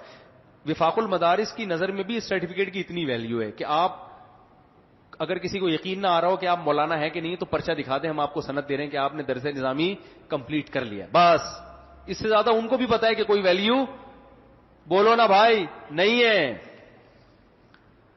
تو چونکہ اس کی وجہ یہ ہے کہ حکیم الامہ حضرت مولانا اشرف علی تھانوی رحمہ اللہ تعالی فرماتے ہیں اللہ کی حکمت اور منشا نے اس بات کا تقاضا کیا کہ پیغمبروں میں بھی زیادہ غریب رکھیں, مالدار بہت کم گزرے. مالدار تھے داؤد علیہ السلام, 2-4 اور ہوں گے, باقی 99.9% پیغمبر کیا تھے؟ غریب مسکین. ہمارے نبی تو سید الانبیاء تھے, اور آپ سے زیادہ مسکین دنیا میں کوئی پیدا ہوا ہی نہیں ہے. 40 دن گھر میں چولہا ہی نہیں جل رہا. گھر میں آ کے یہ نہیں پوچھتے تھے کیا پکا ہے, گھر میں آ کے پوچھتے تھے کچھ ہے یا نہیں ہے. ہم تو آگے پوچھتے ہیں کیا پکا ہوا ہے, میں پتا پکا ہوا تو ہے, پتہ نہیں ہماری مرضی کا ہے کہ نہیں ہے. پیغمبر گھر میں آ کے پوچھ رہے ہیں کہ کچھ کھانے کو ہے یا نہیں ہے. امی عائشہ فرماتی کچھ بھی نہیں ہے, تو پیغمبر کو غصہ نہیں آتا تھا, اس لیے کہ ہم نے کچھ دیا ہے ہی نہیں. ٹھیک ہے نا, راشن ڈلوایا ہی نہیں ہے, تو اس گھر میں زوجہ نے یہی کہنا ہے نا کہ کچھ نہیں ہے, تو کوئی غصہ نہیں آتا تھا آپ صلی اللہ علیہ وسلم کو. اور آپ کی زوجہ کو بھی غصہ نہیں آتا تھا کہ پیغمبر نے راشن نہیں ڈلوایا تو ہم بھی بھوکے ہیں, خود بھی آپ صلی اللہ علیہ وسلم کو بھوک لگ رہی, ہمیں بھی. تو آپ کی زوجہ کو بھی غصہ اس لیے نہیں آیا کہ نبی صلی اللہ علیہ وسلم پہلے بتا چکے تھے بھئی اسی غربت میں میرے ساتھ رہنا ہے تو رہو, کیونکہ میں پیغمبر ہوں, تو پیغمبر کی زوجہ ہو, اور اگر دولت چاہیے پیسہ چاہیے فتعالینا, قرآن کی باقاعدہ آیتیں نازل ہوئی, فتعالینا امتعکن واسرحکن سراحا جمیلا, آؤ میں تمہیں طلاق دیتا ہوں, کہیں اور شادی کرو, یہاں ایسے ہی رہنا پڑے گا. تو جب نبی گھر میں, ہم جب گھر میں آئے, گھر میں پوچھے کیا پکائے, بیگم کہیں کریلے پکے ہیں, اس پہ میٹر شارٹ ہو جائے گا, حالانکہ پکائے ہوئے ہیں. اور اگر یہ کہ کچھ نہیں پکا, پھر تو بلڈ پریشر کہاں پہنچتا ہے نا. تو نبی کو غصہ نہیں آتا تھا کیونکہ بھائی کچھ ہے ہی نہیں گھر میں. تو آپ پوچھتے تھے کچھ ہے, فرمایا نہیں ہے, فرمایا چلو پھر ہم نے روزے کی نیت کر لی. جب شام تک بھوکا ہی رہنا ہے تو روزے کا ثواب کیوں ضائع کرے بھائی, نیت کر کے کیا کر لیتے تھے, روزہ رکھا کرتے. بہت سے روزے نبی نے اس لیے رکھے کہ کھانے کو کچھ ویسا ہی نہیں ہے, تو نیت کر کے ثواب کیوں ضائع کرے بھائی, نیت نہ کر کے. تو کسی کو اللہ نے دے دیا. تو اسی طرح حکیم الامہ نے لکھا ہے کہ علماء کی اکثریت اللہ نے کیا بنائی ہے, ہمیشہ سے غریب. تو علماء کی غربت کو دیکھ کر ان پہ ترس مت کھایا کرو, اس لیے کہ جب ان کا وجود آپ کے اندر اللہ کی سب سے بڑی نعمت ہے تو یہ خود کتنی بڑی نعمت ہوں گے. آپ کہہ سکتے ہو ہم تو ویسے بھی ترس نہیں کھاتے, کیونکہ اسٹائل سے لوگوں کو یہی لگتا ہے کہ غریب علماء کو دیکھ کے ویسے بھی ترس. بولو نا بھائی, اگر ترس آ رہا ہوتا تو پیسے دے دیتے نا ان کو. کیا خیال, مجھے نہ دے, میں غریب نہیں ہوں. تو کچھ علماء ہوتے ہیں جن کو اللہ نے بہت پیسہ دیا, لیکن وہ جیسے پیغمبروں میں دولت والے پیغمبروں کا ریشو بہت کم ہے, ایسے ہی اہل حق علماء میں مالدار علماء کا ریشو بہت کم ہے. وہ بھی صحیح ہوتے ہیں لیکن بہت کم رکھا ہے اللہ نے, تاکہ ایسا نہ ہو کہ غربت ایک چھاپ بن جائے ان کے لیے. لیکن علماء اکثر کیا ہوں گے, غریب. اب آپ جو اپنے بچوں کو عالم نہیں بناتے, اسی لیے نہیں بناتے, آپ کو پتا ہے غریب کا غریب ہی رہے گا قیامت تک, اسی وجہ سے نہیں بناتے نا. تو بھائی دیکھو غریب رہے گا لیکن اللہ کی نظر میں اس سے اونچا مقام کسی کا نہیں, کیونکہ اس کے پاس جو گر ہے, جو فن ہے, وہ جاپان کے سائنسدانوں کے پاس بھی وہ فن اور وہ گر نہیں ہے. ہم جب مدرسے میں آئے تھے, میں تو اللہ کا شکر ہے میری مالی حالت بہت اچھی ہے, لیکن جب میں مدرسے میں آیا تھا تو ہمارے سامنے کوئی فیوچر نہیں تھا. مجھے تو یہ پتا تھا کہ میں بائک بھی نہیں خرید سکتا, وہ تو میں نے گاڑی بھی لے لی اللہ کے فضل سے, لیکن جو فیوچر تھا ہمارا وہ تو بڑا دنیا کے لحاظ سے تاریخ تھا.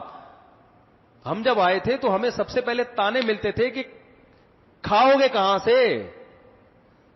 تو ہمارے حضرت سے ہم پوچھتے تھے, حضرت لوگ پوچھتے ہیں کھاؤ گے کہاں سے, حضرت فرمائے بولے منہ سے کھاؤں گا, بس وہ ٹہلانے کے لیے ٹرکھانے کے لیے. پھر حضرت فرمائے چھوڑ دو یہ فکر, چھوڑ دو کھانے پینے کی, اللہ تعالیٰ جو ضرورت ہے وہ پوری کر دے گا. اور پھر ہم جب مدرسے سے فارغ ہوئے تو 4,000 میرا وظیفہ پہلی تنخواہ تھی, وہ بھی مجھے توقع نہیں تھی, اور وہ تنخواہ میری 4,000 تھی 2001 میں. تو میں سمجھتا تھا میں بحریہ ٹاؤن کا کیا بن گیا ہوں مالک, کیونکہ ہمیں تو اس کی بھی توقع نہیں تھی, کشتیاں ہی جلا کے آئے ہیں تو اب 4,000 بھی مل رہے ہیں تو بڑی بات ہے بھائی. کیونکہ ہم دیکھتے تھے دورہ سے فارغ ہونے والے طلبہ وہ بےچارے دھکے کھا رہے ہوتے تھے, ان کو 4,000 میں بھی کہیں تدریس نہیں مل رہی ہوتی, ہمیں تو 4,000 مل رہے ہیں. بات نہیں آ رہی میرے خیال ہے سمجھ میں. اب ایسا نہ ہو آپ مجھے زکات دینا شروع کر دیں, اس وقت تھے اب نہیں, اب تو اللہ کا دیا بہت کچھ ہے الحمدللہ. آپ کہہ رہے ہیں پھر بتا کیوں نہیں رہے کیا ہے, تو میں نہیں بتاؤں گا. حلال ہے, حرام نہیں ہے, اور ہدیوں کا نہیں ہے. لوگ کہتے ہیں اچھا وہ لوگوں نے ہدیے ودیے دے دیے ہوں گے, ایسا بھی نہیں ہے. ہدیے دیتے ہیں لوگ, لیکن اتنا ایسا نہیں ہوتا کہ گھر چلنا شروع ہو جائیں ہدیوں سے. گھر کے لیے تو پراپر آمدن چاہیے نا, تو وہ ہے وہ کیا ہے, چھوڑو آپ نے کیا کرنا ہے, آپ تجسس لگا ہوا ہے کیا ہے. تو خیر آپ کو کیا بھائی ہماری ذاتی زندگی سے, لیکن اپنا ہے الحمدللہ. اچھا خیر, تو میں یس کر رہا تھا, دیکھو غیب سے اللہ رزق کا انتظام پیدا کرتا ہے, تو اپنے بچوں میں سے کسی ایک کو عالم بھی بنا دیا کرو, مولوی بھی بناؤ, اور اس کو سکھا دو بیٹا تو دنیا کے لیے نہیں ہے, وقف ہے آخرت کے لیے. اور پھر رزق دروازے توڑ کے آئے گا, میں بتا رہا ہوں آپ کو, ایسا آئے گا کہ بھاگو گے اور رزق پیچھا کرے گا. سمجھ رہے ہو نا, رزق پیچھا کرے گا, بھاگو گے, ایسا اللہ رزق دے گا. کیونکہ جو مشن تھا نا, دیکھو کمپنی دیکھتی ہے جو بندہ کام کا ہے اس کو کمپنی چھوڑتی ہے. ارے یار کمپنی, دیکھو میں ایک واقعہ سنا کے بات ختم کرتا ہوں, کیا کریں واقعے کے بغیر کھوپڑی میں بات بیٹھتی نہیں. ہمارے ایک دوست تھے دبئی میں جاب ملی ان کو, انٹرویو میں ناکام کر دیا ان کو, حالانکہ بہت ایجوکیٹڈ آدمی اور اس کمپنی کے لحاظ سے انتہائی سوٹیبل. جاب اس لیے مسترد کر دیا کہ ان کی داڑھی تھی, کیونکہ پاکستانی کو بٹھایا ہوا تھا گورے نے کمپنی میں نا انٹرویو لینے کے لیے, اس نے داڑھی دیکھ کے بھائی یہ مولانا ٹائپ کے لوگ نہیں چلیں گے. کہیں گورے کا وزٹ ہوا جو کمپنی کا اونر تھا, اس نے جب ان کے ڈاکومنٹ دیکھے اس نے بولا یار یہ بندہ تو بڑا قابل ہے, تو اس کو تم نے فیل کیوں کیا. انہوں نے کہا سر یہ ذرا ملا ٹائپ کا آدمی ہے, داڑھی واڑی ہے اس کی. تو گورے نے کہا مجھے اس کی داڑھی میں کوئی بم رکھ کے تھوڑی آئے گا, وہ مجھے کیا نماز پڑھے روزہ رکھے, داڑھی ہے, ہندو ہے, قادیانی ہے, عیسائی ہے, مجھے کمپنی کے لیے جو میرے کمپنی میں جس ڈیزائن کا آدمی چاہیے اس سے بہتر آدمی مجھے نہیں ملے گا. گورے نے اس بندے کو کال کی, اس کو اسپیشل ٹکٹ دے کے بلایا اور انٹرویو اس سے خود لیا. اتنی ترقی دی کہ وہ اس بندے نے مجھے خود بتایا کہ تھوڑے دنوں میں انٹرویو لے رہا ہوں جاب کے لیے لوگوں کا, وہاں بیٹھ گئے. نہیں آ رہی بات. تو عقل مند آدمی یہ دیکھتا ہے کہ جس مقصد کے لیے اس کو بھیجا یہ پورا کر رہا ہے, تو اس کی ضرورتیں میرے کمپنی یہ جب خیال کرتی ہے تو اللہ نہیں کرے گا خیال. اللہ کو پتا ہے پیغمبروں کا دروازہ کیا ہو گیا بند, اب وہ علماء ہی ہیں جو پیغمبروں کے کام کو سنبھالیں گے. تو اللہ دیکھتے ہیں جو مولوی اللہ کے کام میں لگ گیا ہے, تو پھر اللہ کہتے ہیں اب 4 شادیاں بھی میں کراؤں گا تیری. میں اپنے اوپر یہ خدا نخواستہ مثال نہیں دے رہا, میری تو ویسے بھی 3 ہے, اور ضروری نہیں ہے کہ اس لیے کرائیوں کہ میں دین کے کام میں لگا ہوا ہوں. اتنے بڑے دعوے کرنا تو بڑا خطرناک ہے, ہم تو نالائق لوگ ہیں, وہ تو آخرت میں پتہ چلے گا. لیکن اگر میں آپ کو بتاؤں آپ کی شادی نہیں ہو رہی ہے نا, آپ مولوی بن جاؤ. ٹھیک ہے, اس نیت سے نہیں کہ شادی ہو جائے, اللہ کے کام میں لگ جاؤ. لوگوں کی ایک ہوتی ہے, اللہ آپ کی کتنی کروائے گا 4. اللہ کہتے تو کام کو فوکس کر, شادیوں کی فکر چھوڑ دے, کام میں لگا ہوا ہے اس کو چھوڑ دے. اگر رزق کی تنگی ہوگی اس کی وجہ سے کام میں نقصان ہو رہا ہے, اللہ کہے گا کام کو فوکس کر, پٹھان ہوٹل کے پراٹھے تجھے میں کھلاؤں گا اور تیرے ہضم بھی کروا دوں گا میں. تو میرے بھائی جب کمپنی اس کا خیال کرتی ہے کہ جو بندہ اس کے مقصد میں لگا ہوا ہے, کمپنی کہتی ہے اس بندے کو نہیں چھوڑنا, ہم نے اس کی ساری ضرورتیں پوری کریں تاکہ کام کو فوکس کرے. تو مولوی کو اللہ کیسے چھوڑ سکتے ہیں یار کہ وہ کام میں اللہ کے لگا ہوا ہے, اور اللہ کہے یار تجھے, اللہ کہے کہ تو کام میں لگ رہا ہے, تیری ضرورتیں کون پوری کرے گا. تجھے شادی کی ضرورت ہے وہ میں پوری کروں گا, تجھے کھانے کی ضرورت ہے وہ میں پوری کروں گا, تجھے گاڑی چاہیے وہ میں پوری کروں گا, تو کام میں لگے. تو کام میں لگ جاؤ. اور میں نے دیکھا ہے جو علماء کام میں لگے ہیں ان کے لیے گاڑی بنگلہ ان کی ویلیو مٹی کے برابر نہیں ہوتی. سمجھ رہے ہیں نا, ان کی کوئی ویلیو نہیں ہوتی. ان کو ایسا اللہ نے ویژن دیا ہوتا ہے, اتنی بلند سوچ دی ہوتی ہے, چیزیں ان کے دائم ہے. یہ جو علماء لینڈ کروزر میں اور بڑی بڑی گاڑیوں میں گھوم رہے ہیں نا, لوگ کہتے ہیں بڑی عیاشی, ان کے لیے اس لینڈ کروزر کی کوئی ویلیو نہیں ہے. اس کی سب سے بڑی دلیل ہے ان کے لینڈ کروزر چھن جائے نا, ان کو کوئی رونا نہیں آتا, کچھ غم نہیں ہوتا ان کو. دیکھو آپ کے دل میں کس چیز کی کتنی محبت ہے, اس سے نہیں پتا چلتا کہ آپ اس کو استعمال کر رہے ہو, اس سے پتا چلتا ہے کہ جب چھن جاتی ہے تو غم کتنا ہوتا ہے. علماء کے پاس گاڑیاں بھی ہو سکتی ہیں, بنگلے بھی ہو سکتے ہیں, لگژری لائف اسٹائل بھی ہو سکتا ہے, مگر اس اسٹائل سے انہیں عشق نہیں ہوتا. ان سے اگر یہ چیزیں چھن جائیں تو انہیں وہ غم نہیں ہوتا جو دنیا دار کو ہوتا ہے. اس سے پتا چلتا ہے کہ علماء یہ چیزیں استعمال تو کرتے ہیں مگر ان چیزوں کو دل میں جگہ نہیں دیتے. تو اللہ کا ہر مسلمان سے یہ مطالبہ ہے کہ چیزیں استعمال کرو, ان سے محبت مت کرو. یہ مقصد نہیں ہے. اب بھی بات سمجھ میں نہیں آئی تو بھائی پھر رینجرز, پولیس اور حکومت امریکہ کوئی بھی دنیا کی طاقت نہیں سمجھا سکتی. پھر مرنے کے بعد سمجھ میں آئے گا. ان کا انتقال ہوا نا, جنہوں نے یہ کہا تھا کہ میں نہیں بتاؤں گا, ٹھیک ہے نا, تو لوگوں نے کہا کہ اب تو آپ کو بتانا پڑے گا. ٹھیک ہے نا. اور یہ ہے کہ میں خدا نخواستہ کسی کا مذاق نہیں اڑا رہا, کسی کے دنیا سے جانے کے بعد تو ویسے بھی اس کا مذاق نہیں اڑانا چاہیے. میں ایک مثال دے رہا ہوں کہ مرنے کے بعد سمجھ میں آ جائے گا. تو اللہ کرے میری بھی دنیا میں سمجھ میں آ جائے. میں جو باتیں آپ سے کہہ رہا ہوں میں سب سے پہلے خود اس کا محتاج ہوں. بات کرنا الگ چیز ہوتی ہے, بات تو کرنا آسان ہے, میں بھی کر رہا ہوں. دیکھو سگریٹ کے فضائل ہر سگریٹ کے ڈبے پہ لکھا ہوتا ہے, سگریٹ پینا صحت کے لیے نقصان دہ. ہر ڈاکٹر کہہ رہا ہوتا ہے لیکن خود بھی پی رہا ہوتا ہے. تو یہ نہیں کہ میں ممبر پہ بیٹھ کے اتنی باتیں کر رہا ہوں تو پتہ نہیں میں کتنا نیک ہوں گا. بھائی میں ساری باتیں اس لیے کر رہا ہوں کہ بات تو بہرحال درست ہے, چاہے میں خود بھی عمل کروں یا نہیں کروں تو اللہ مجھے بھی عمل کی توفیق عطا فرما دے, اس لیے کر رہا ہوں میں, اور ہم سب کو توفیق عطا فرما دے. اور اللہ تعالی ہمیں مقصد حیات کو سمجھنے کی توفیق عطا فرما دے. سبحانک اللہم و بحمدک نشہد ان لا الہ الا انت نستغفرک و نتوب الیک. بیان بہت لمبا ہو گیا, مسائل نہیں ہو سکتے اس دفعہ.